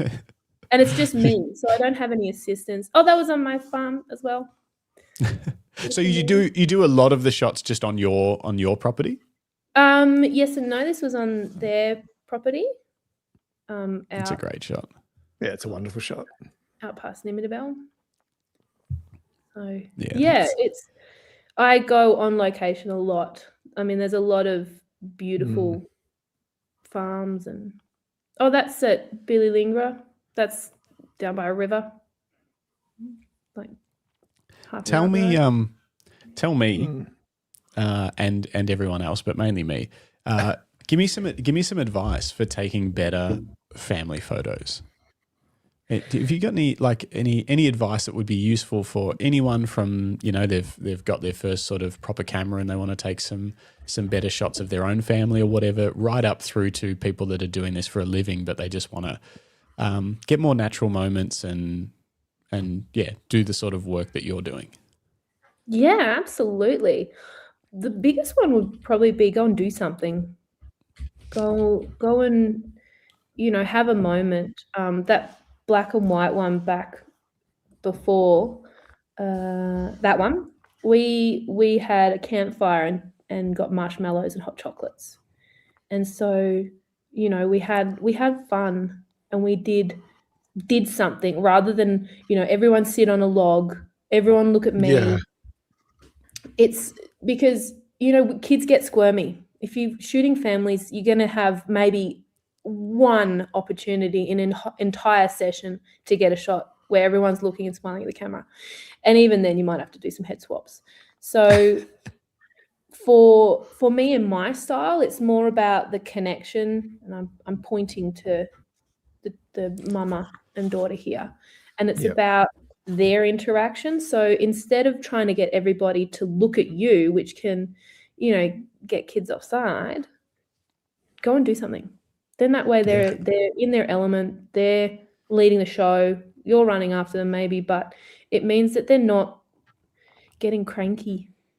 Yeah, and awkward. And I think think that's important about creating an experience. Yes. Making it not about the photographer. That's always really frazzled me when I've never really shot weddings professionally. I've done weddings for friends and things. But yeah, there's that. I find it odd that we ask everyone to look at us when we take that photo. And I get why we do it, because people like to see people's faces and eyes, and it's how we're wired. But when it comes to doing the photos, I feel quite awkward because it just doesn't feel natural. It's like these people don't know me. Why are you staring at me? Look at each other, connect, engage. Yes, exactly. Well, it's an unnatural thing to stand side by side with people just looking out. Like that's I do this thing where I can't remember where I learned it, but I learned it like well early on in my photographic journey, is that if you have a group of people, you might get a shot, everyone looking at you, but then to get those genuine moments that, people come to me and they go, we just want one photo where we're all looking at the camera smiling. And I genuinely say to them, no, you don't. You don't want that. That's not actually why you're coming to me. You want the photos where you can see your family and the connection and love within the relationships. So if you're all standing in a group, I'll ask them to, look with their eyes, no pointing, look with your eyes in your face and turn to the person who has the smelliest feet. Look at the person who takes the longest in the shower. Look at the person who is the biggest diva. Look at the person who farts the loudest, and that always gets them laughing and thinking about, each other rather than me. So, that's. I know it's not a technical thing, but for me, it's been invaluable in, creating connection, which is what people want to remember. The story of their family is not everybody looking at the camera. It's the story of them being a family. And you can help guide that, but you can't architect it. You can't be like, all right, you look at them, you look at you smile at this person, you react like that was funny, and you can't craft that down to the last degree. No. It's like you're a director and then you give them the prompts and then you let them do it. Exactly. And however they interpret it is however it needs to be. Jim used to use one at weddings that was just, I want everyone to look at their favorite member of the bridal party, and 9 times out of 10 a groom would look at the best man. Almost every time, not quite, but almost every time. And then the moment after that where Jim says, mate, I think you're supposed to be looking at your wife, that photo was always a banger, because that's when everyone cracked up and he looked back at his wife and she's looking a bit like something like, what are you doing? And it was the one after that one was always great. And it's like trying to get to those moments. But they would always, it was so funny. You could predict it. Like he's going to look at his mate. You could just tell. Yeah, absolutely. It's going to happen. It's going to happen. He's an idiot. The train wreck's happening before your eyes. Yeah. I love it. I'm curious. The kids were running around playing airplanes. Sorry. No, don't be sorry. I said run around, be airplanes. See how fast you can go. Yeah, that's a great one. Yeah, it's very cool. Question for you, Katie. Given all the elements or subgenres, however you want to put it, of family photography that you practice, is there a side of it that you feel you're yet to master? Oh my gosh, I'm always learning, Greg. Always. I don't think I'm a master yet at any of it, to be honest. I am always striving to learn more, if that makes sense. I'm not trying to, it's not like a humble brag. It's like, I genuinely, I there are so many people that I admire within the photography industry and go, I would love to create stuff like that. So I'm always pushing to do, not to do better, but to inhabit the creativity that I want to inhabit. Yep. If that makes sense. Yeah, it does. It does. What's the business side of family photography like these days? Is it if someone come to you and said, I think I want to be a family photographer, I want to make it my full-time living, do you think it's possible still? Do you have any advice for someone that's in that situation where they think, I think I could do this? Yeah, absolutely.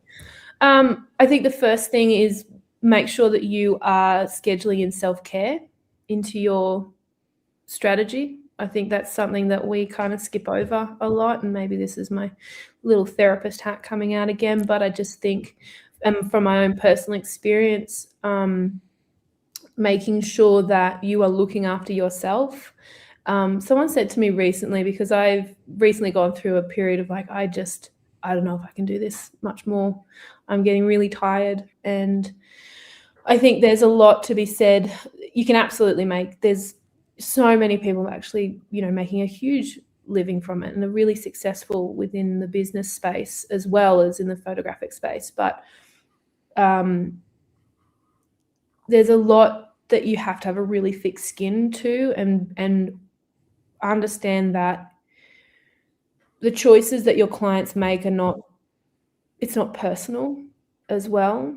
I've had, and this is probably bad business practice, but I've recently done shoots where I didn't take payment up front, and then done the shoot bent over backwards, compromised on all of my boundaries, and then they have ghosted me and I haven't seen a cent. So it's moments like those where you go, I don't want to do this anymore. I'm so sick of dealing with things like that, where I think self-care and understanding that it's not you, that you might need to change some stuff within your business and how the workflow happens, or whether you take payments up front or deposits and things like that. But understanding that it's them, not you. So I think working in self-care is really important, but you can absolutely make a really beautiful income off it. I personally do IPS, which has really helped me, and for those who are wondering, it's in-person sales. So I have packages that will give you a certain number of digitals and then print credit, because for me, I sort of think, what's the point of doing photos if you're going to just sit them in a digital drawer somewhere? Why? Let's put them on and even if you just have them on your phone, what's the point? If we're doing family photos, your children are never going to see those photos again, ever. Yeah. And so what is the point? My personal belief is that photos of your kids will help your children find a sense of place and belonging within the home. They see that photo on the wall of themselves and go, I know where I am. I know where I'm loved. Somebody loves me enough that they're going to put my face on their wall like that.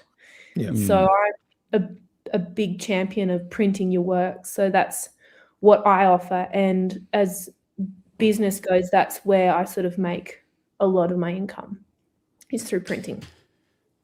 All right. Well then, talk us through it. Talk us through, so how do you set up packages so that they work for in-person sales with print credits? I can tell you, and weddings are different, so let's talk about family, but I'll just give you an example from weddings. When we were shooting those, at one point we went through that exact same thing, because we would just do packages that include all the files, you get everything. And then one day we were like, man, no one's printing this work. Let's give them I think we were giving a $500 print voucher. And at the time, because our prices were way too cheap, that ideally they got something bigger printed that might have cost $800 and they'd only have to chip in $300. But we had products that they could just, for $500, they could just give us that voucher and get a product. It wasn't like it was, the only way to get this was to spend another $2,000. It was like they could have got just a nice framed print for nothing. And I think less than 10% of our couples ever claimed the voucher. So can I ask a question? Absolutely. Did you educate them on why it would be beneficial? Was that your process?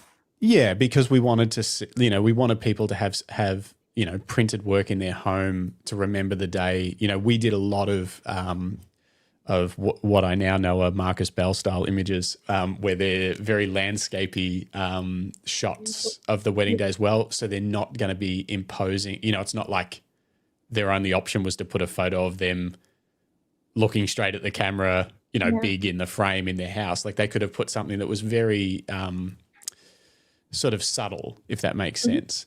But we definitely didn't explain it in the way that as nice of a way of you just explained why it's nice to have family photos in your house. We didn't have that language. We're very new to it at that point. Still don't have that language around like the way you just explained that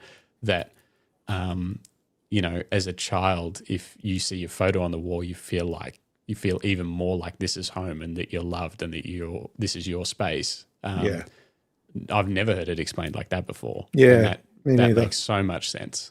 As to why it's important not to just get the photos done and have them stuck on a hard drive or on your phone, but to have them for you to look at and for your kids to see and for everyone that walks through the house to see that your family's valuable enough to put on the wall.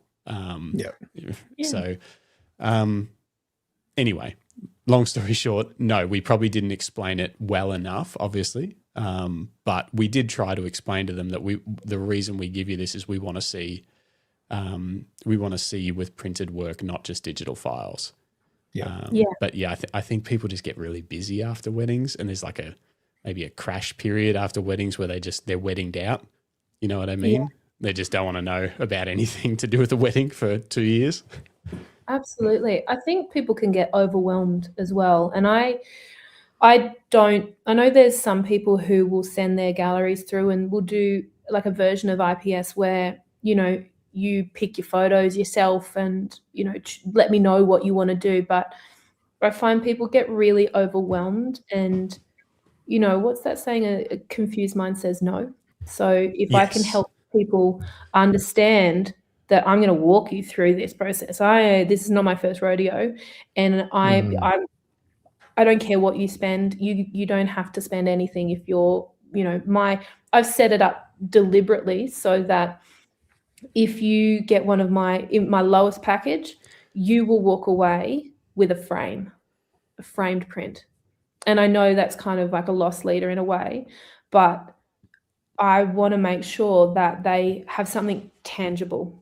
Physical is really important to me. I know, it's possibly a textual issue for me, but I want them to walk away with something, a thing.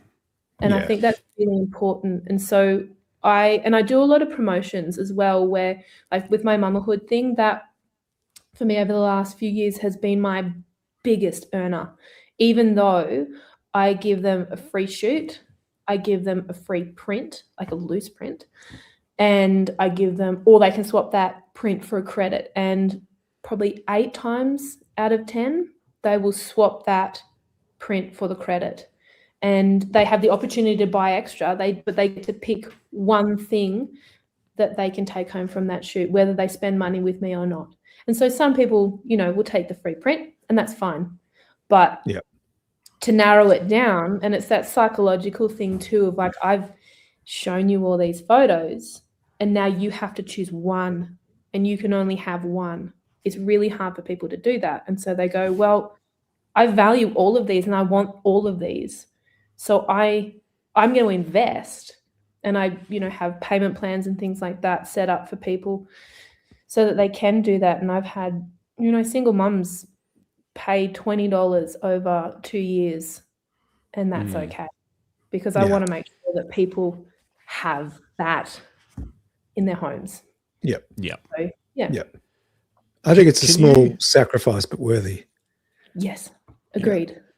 Can you break that down a little bit for us? How something like the Mamahood project works compared to? I know you just explained it, but like in more granular detail. How that the finances of that project work compared to like a regular shoot, in terms of, I assume you still need to make money. Like you got to make a living. You're trying to run a business, so shoots can't just be free, obviously. But you're providing the shoot for free.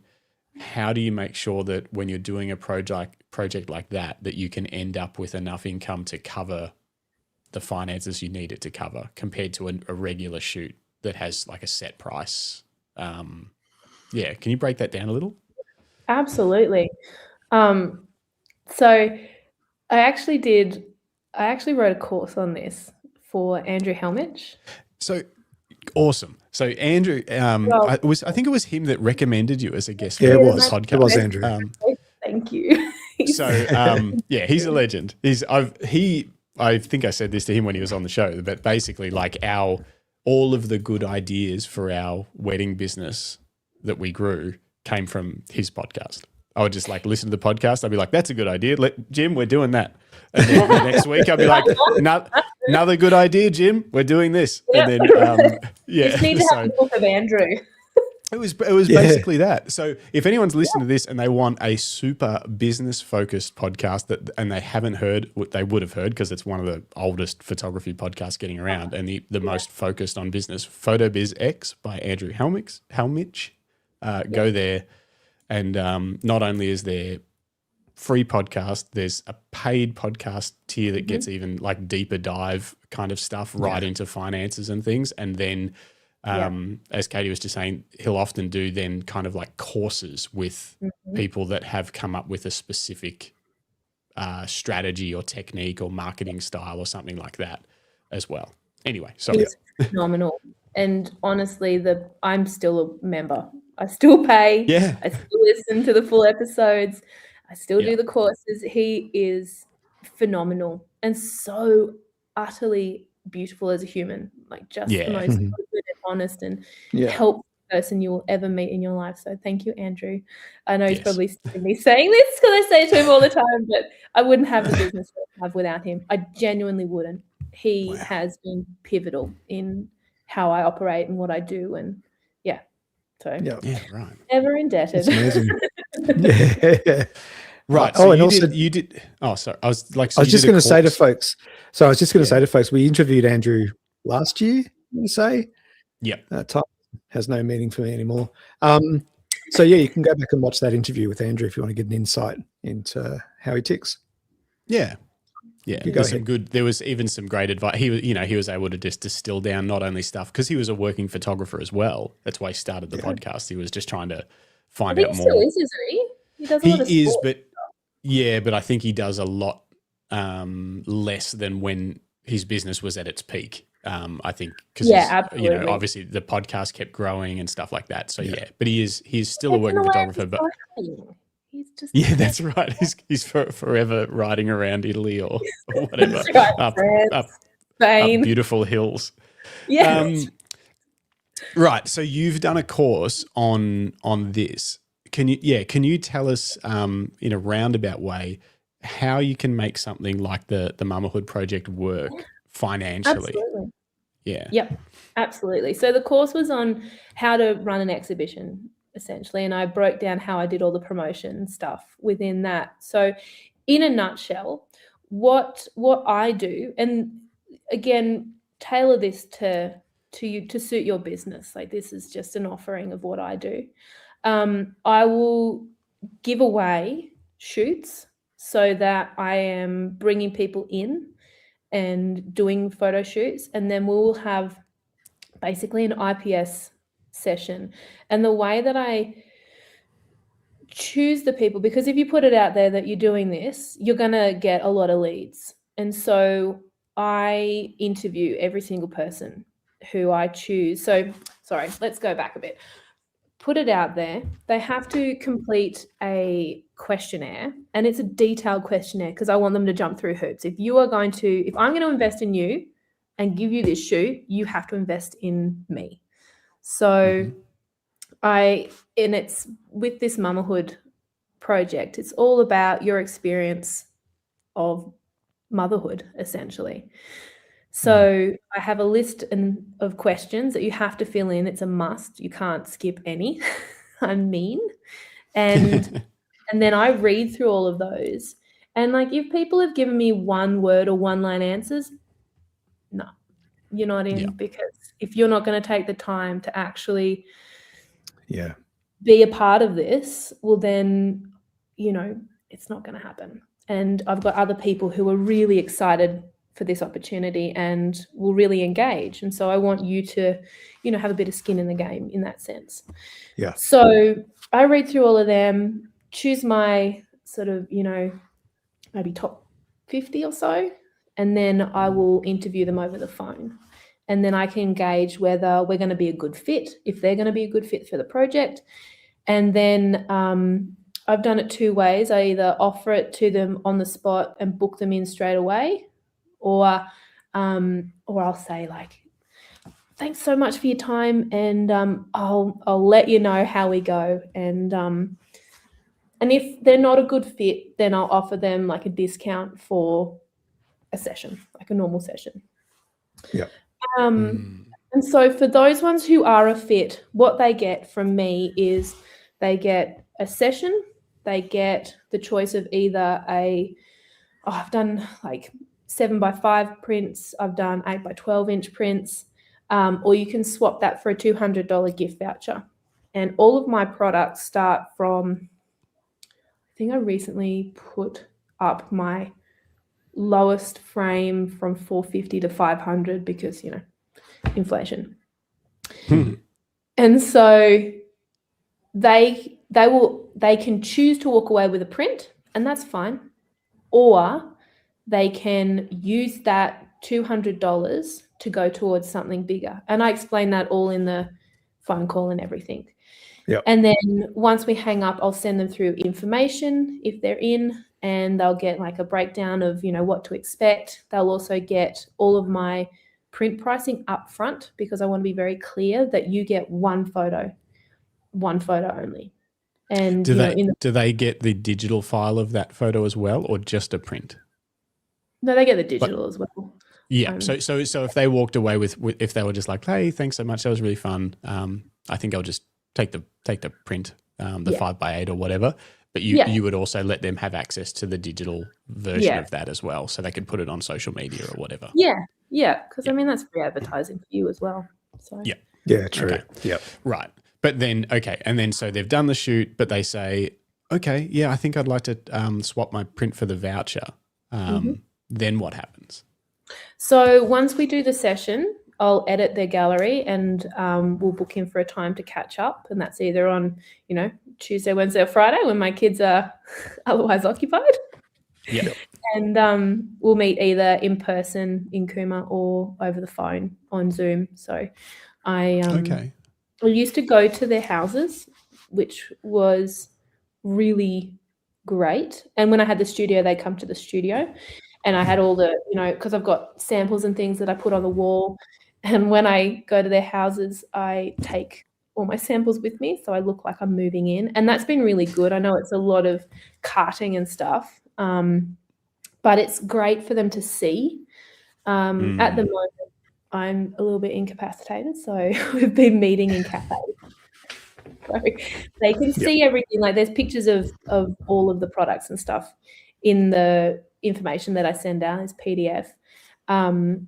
So they can see it, but it's really nice to be able to feel it and feel the weight of it and go, ooh, I could see that over here, or I could see that over there.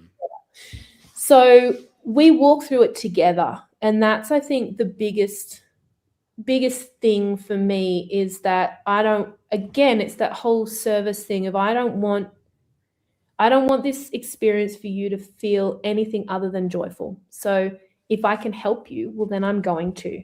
So we do it together. And I always say to them, don't worry, we'll do it together. Don't feel like you have to choose now.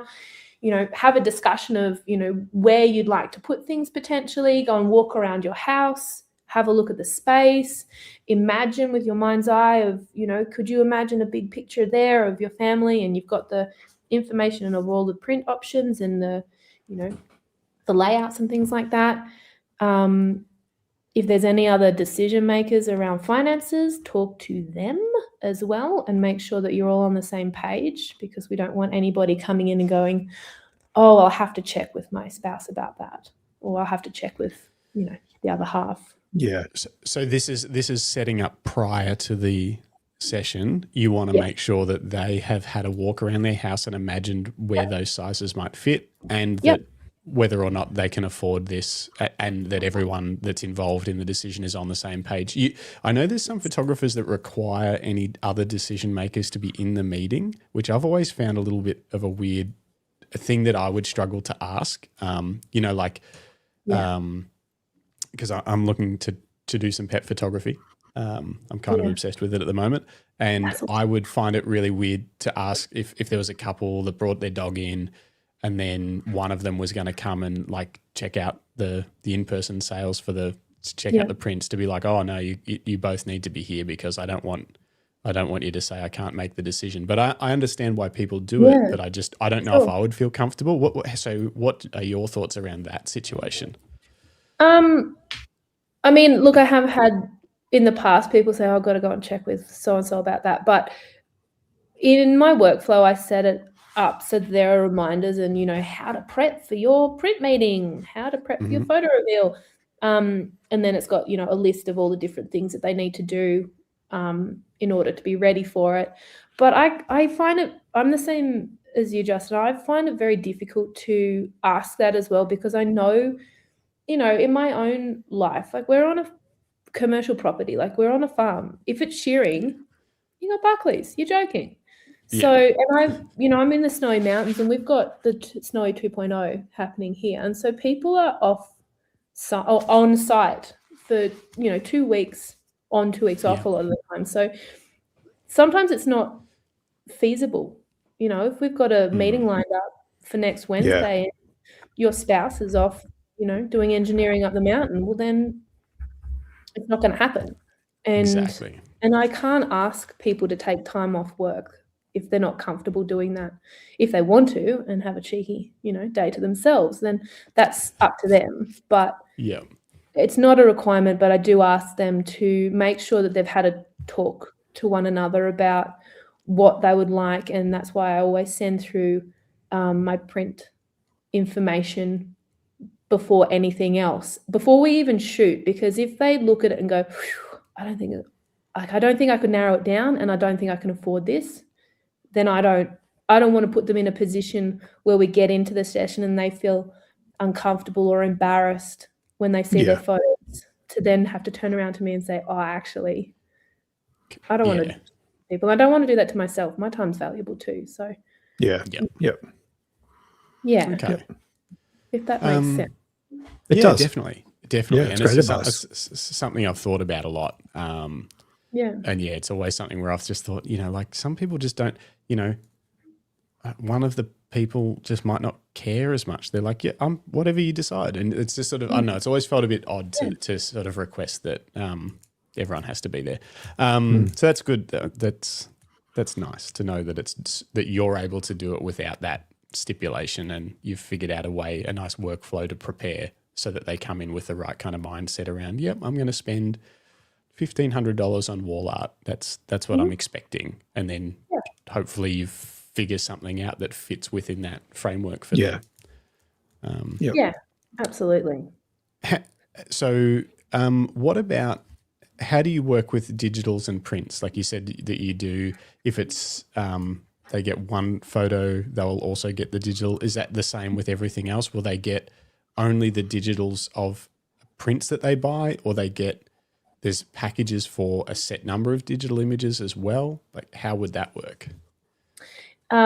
So anything you print, you'll get the digital copy of, and that's sent through in a digital gallery where they can download the high res and web ready version of those images. And then I do have digital collections as well.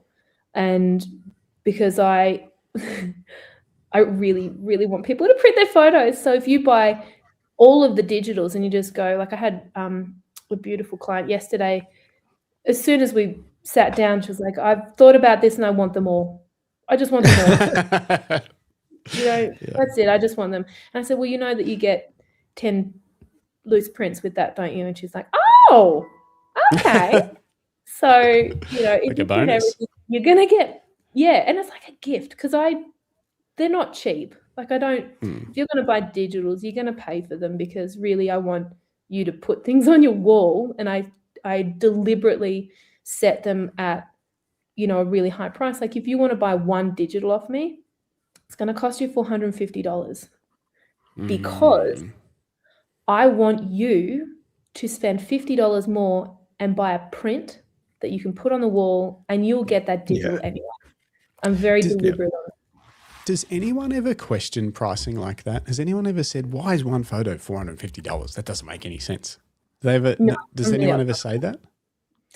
No, because if they look through the digitals, I'll actually point it out and go, look, I know that this looks outrageous, but this is why.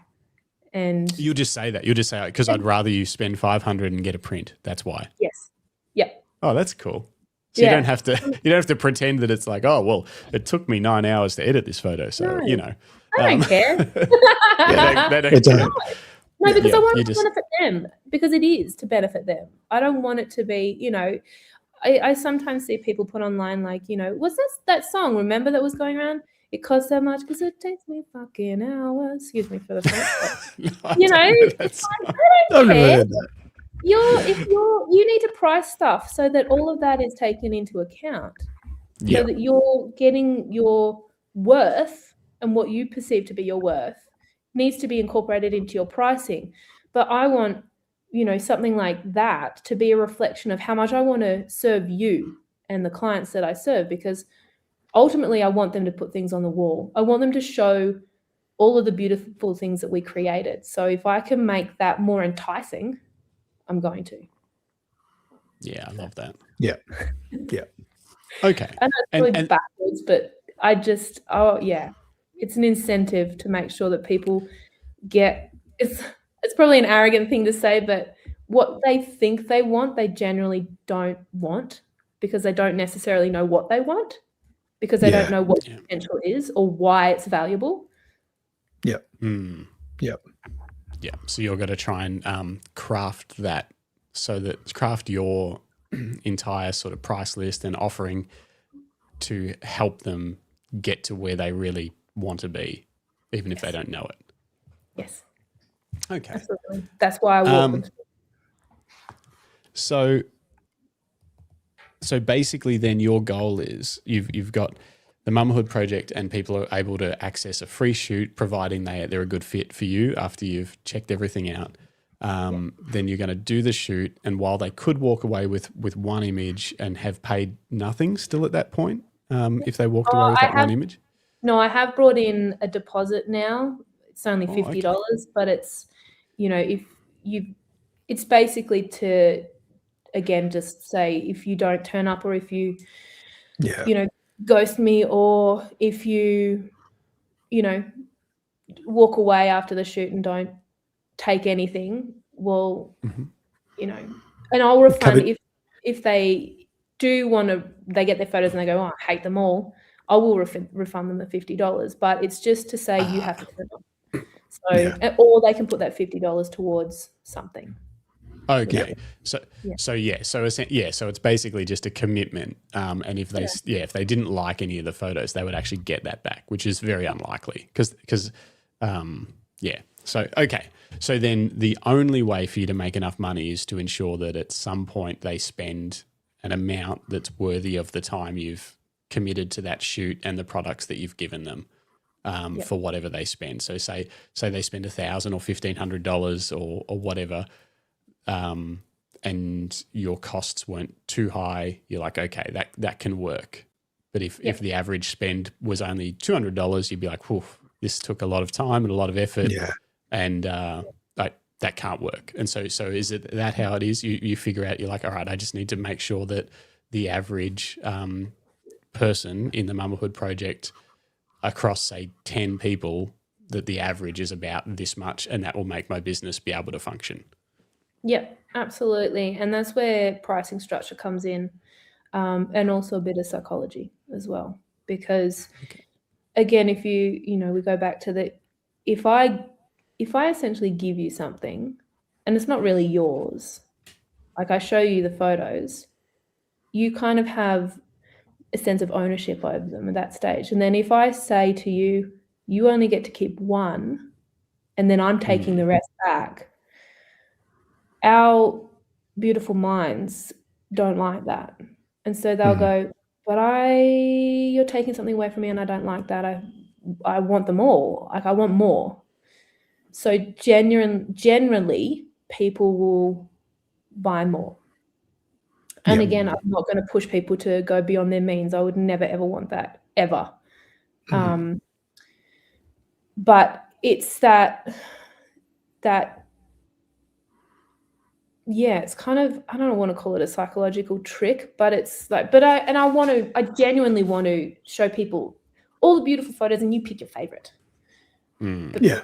Narrow it down. And so then they'll go, you know what? Let's do a book. And that way I get 20 of them.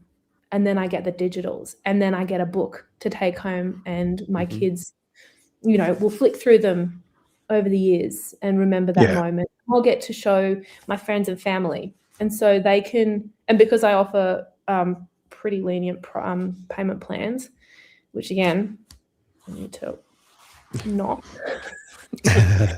But like, if we're talking, nuts and bolts on things, there was one year where just with that promotion alone, that brought in like 70K because wow.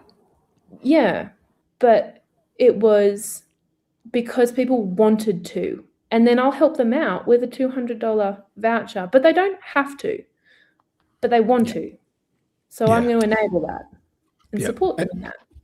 And it's also, I guess, walking them towards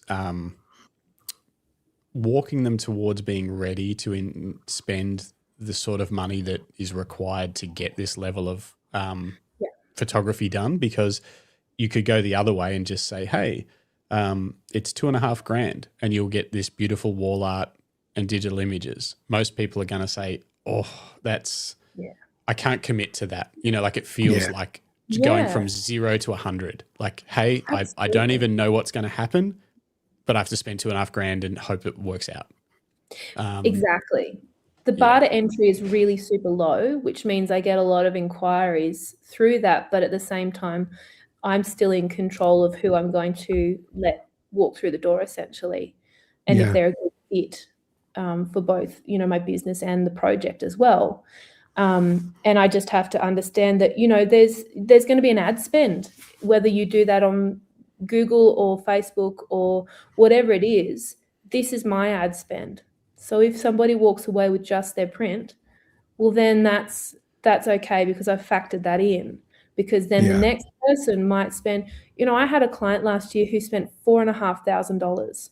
Wow. If they came in as, a paying client, a regular client, they probably wouldn't. So, my base price is $790, I think.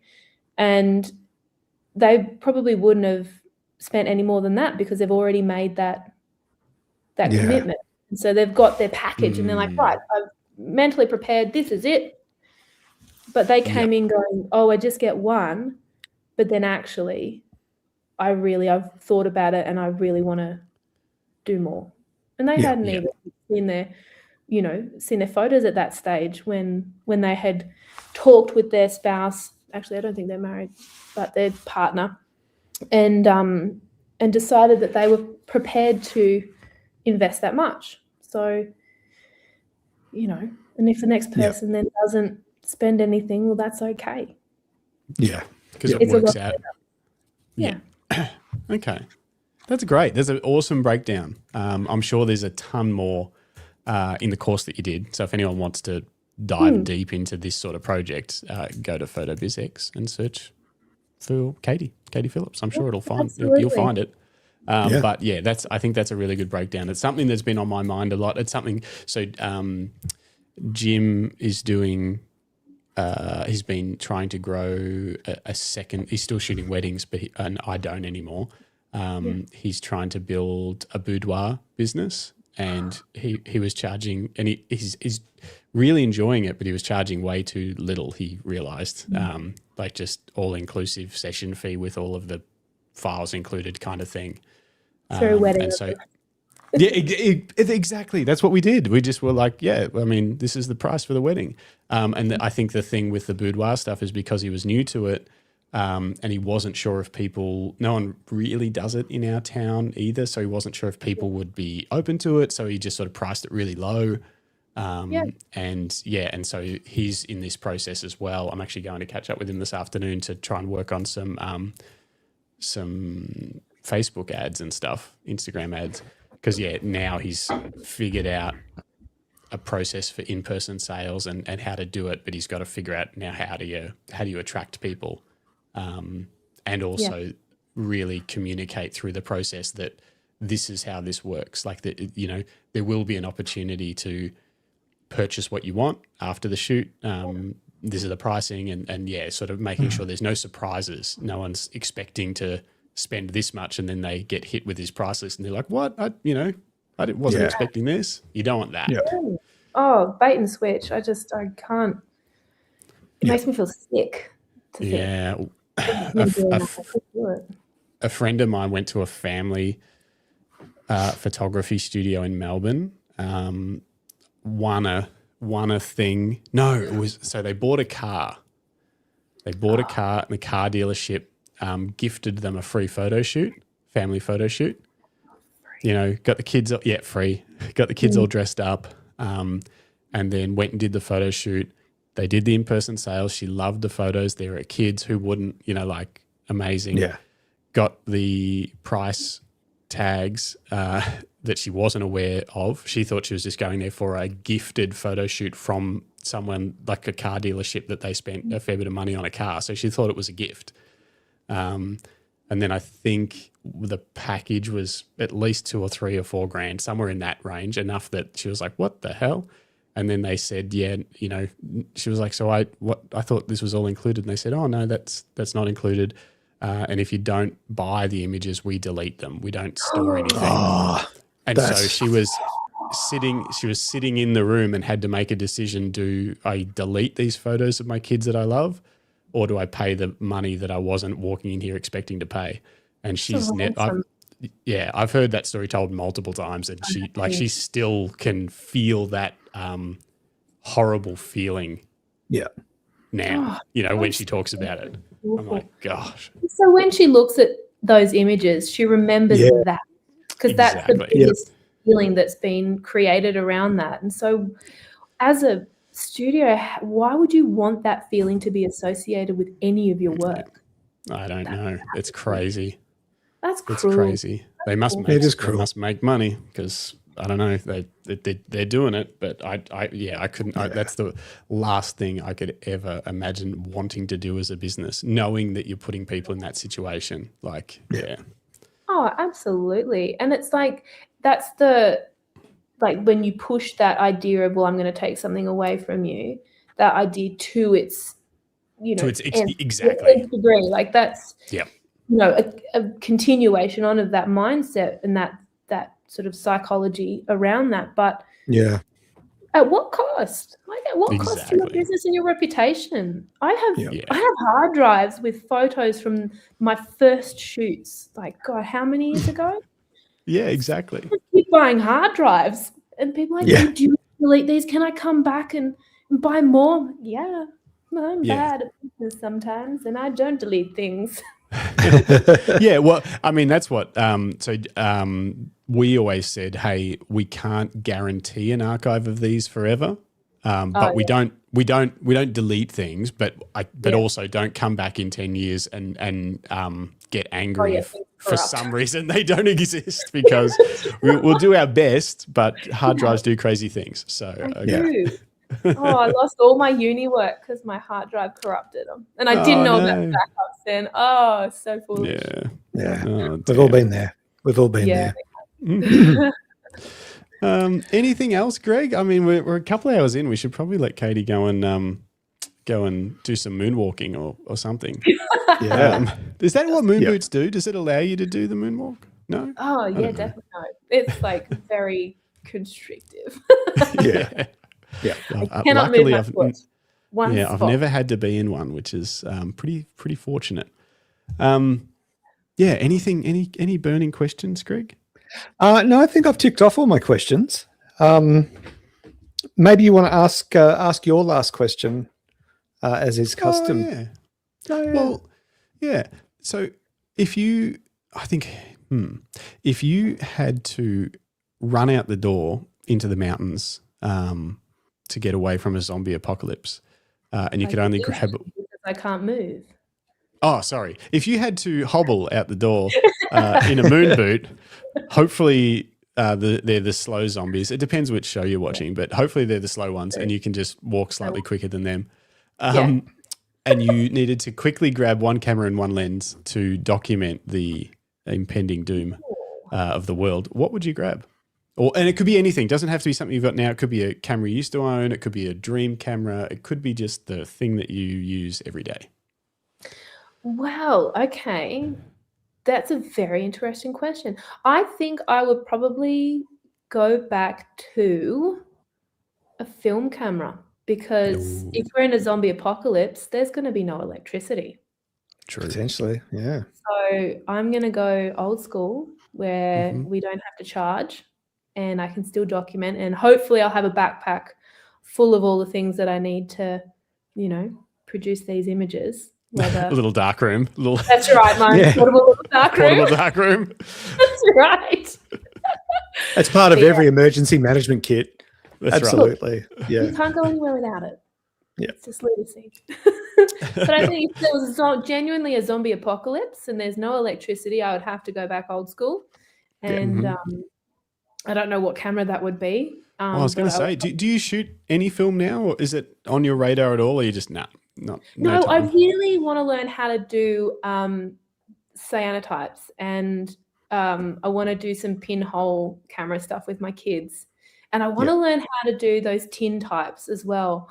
They're so beautiful. Oh, we can put you in touch with someone. I was going to say, someone who does tin. Do you know Tintype Man? No. Well, that's the person you need to talk to. It's all in the name. It's all in the name. We'll Bit of a clue. Yeah, we'll connect you up. Yes, please. Tintype Man. He brought his whole setup to the Bright Festival of Photography last year and did tintypes on stage and stuff like that. And he's always doing stuff. He's located a long way. He's in Phillip Island. Mornington, Phillip Island, somewhere down there. I think it's closer to Phillip Island, because I'm going out sometime in the next month. I'm going out for a portrait shoot with him. Yeah. Oh, delightful. He's always trying to rope in people with fancy beards for his tintype portraits, because they look so cool, They do. That's fantastic. I have to whack my mo a bit. Oh, yes. You're going to do the Dali. Yeah, why not? I love Dali. My dream is to do tintypes at the medieval fair that's in Queanbeyan. Oh, cool. Oh, wow. So Do you medieval? Are you a LARPer? No, I'm not, but I'd like to get dressed up for the medieval fair. Nice. The only occasion. But it's just like you go there, and if you're not dressed up, you look odd. Yeah, you're the weirdo. Fair. You're the weirdo that was wearing just normal clothes. That's right. If you're not a wizard or some mythical beast, so then what are you doing? Oh, that's funny. That's so funny. Cool. We come across some at the Bendigo show last year, and I was there with my nephew, and I'm like, look, these guys are doing like LARPing. Come and check this out. They weren't LARPing. They were doing like proper knight in armor combat that I didn't realize it's an actual sport. And they were beating the crap out of each other. Yeah, they have them at the fair. They have jousting, and like it's proper. It's real. Proper. They were like swinging swords and axes, and it was hitting hard. I felt some of the armor and stuff. I'm like, it's heavy. That's gonna I should get back in touch with them. I wanted to follow them around and take some photos. I thought some behind the scenes shots of the like after the matches and stuff like that would be pretty cool. Yeah. That would be amazing. Yeah, they go hard. Unreal. I love it. Yeah. I don't know how those events get insurance, but they do it. No idea. Very expensive. I don't think there was any insurance at the Bendigo show. I think they were just going for it. They had like a Bluetooth speaker and yeah. That's awesome. True medieval style. If you get hurt, well. Yep, exactly. Oh, they were talking about their broken bones and stuff that they get from when someone swings an axe and it hits you in between the armor. I was like, this sounded fun until you said that I could get broken bones. Yeah. Lose a limb. Holy moly. Cool. Should we call it? All right. Yeah, I think that's a good place to tie a bow in today's episode of the Camera Life podcast. Katie, on behalf of us and those folk that are watching or will watch this, because this is now in the internet forever. Yay. Forever immortalized.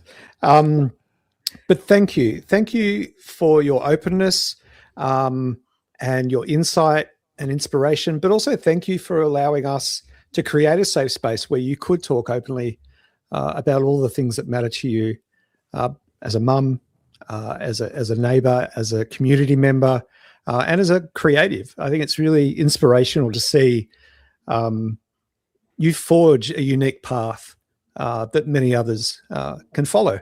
And thank you so much for your time. Oh, thank you both very much. And you have created a safe space. It's such a privilege to be here. And if I can, help support anybody in their journey and I don't know if I inspire, but yeah, just I hope people can live the way that they want to live and do the things that they want to do and create what they want to create in an inclusive and wonderful world. It's a beautiful thing to strive for, that's for sure. Just before we say goodbye, anything coming up from you that we should keep an eye out for? Any future projects, anything you've got cooking away? Yes, I will be having my latest iteration of the Mamahood celebrations this year in November. I haven't decided on the format that's going to take. We used to do a gallery exhibition, but this is going to evolve into something a little bit different this year. So that's happening in November. But other than that, I'm just sort of ticking along, doing my thing, running after children, hobbling after children. Hobbling after children. When I get my hands on you, Oh dear, the joys of parenthood. But look, on that note, thank you once again. And maybe we'll get you back in November. You can talk about what you do have planned. Drop on a Monday night and let us know what you've got going on. But we will tie it up there. Justin, do you want to roll some music and say thanks and goodbye to some peeps? I do. Glenn Lavender says the 1975 study by Ammerman and Fryeria have shown that children who regularly see photos displayed in their homes tend to have higher self-esteem than children who don't. So there you science, go. Fact. Philip Johnson, special thanks Justin, Greg, and special thanks Katie. Lisa Leach says, thank you, amazing show. The Camera Life is an incredible community. Welcome to it, Katie. Yeah, welcome. Thanks, Lisa. Speaking of Katie, you can go to Instagram at Katie Phillips _photography, or just go to the website, katiephillipsphotography.com.au, and check out all of her wonderful work. And otherwise, subscribe, like, and what else? I don't know. We'll go to luckystraps.com. Do that. And we'll see you guys on Monday. Thank you. Yeah. Bye. Bye, everybody. Be safe.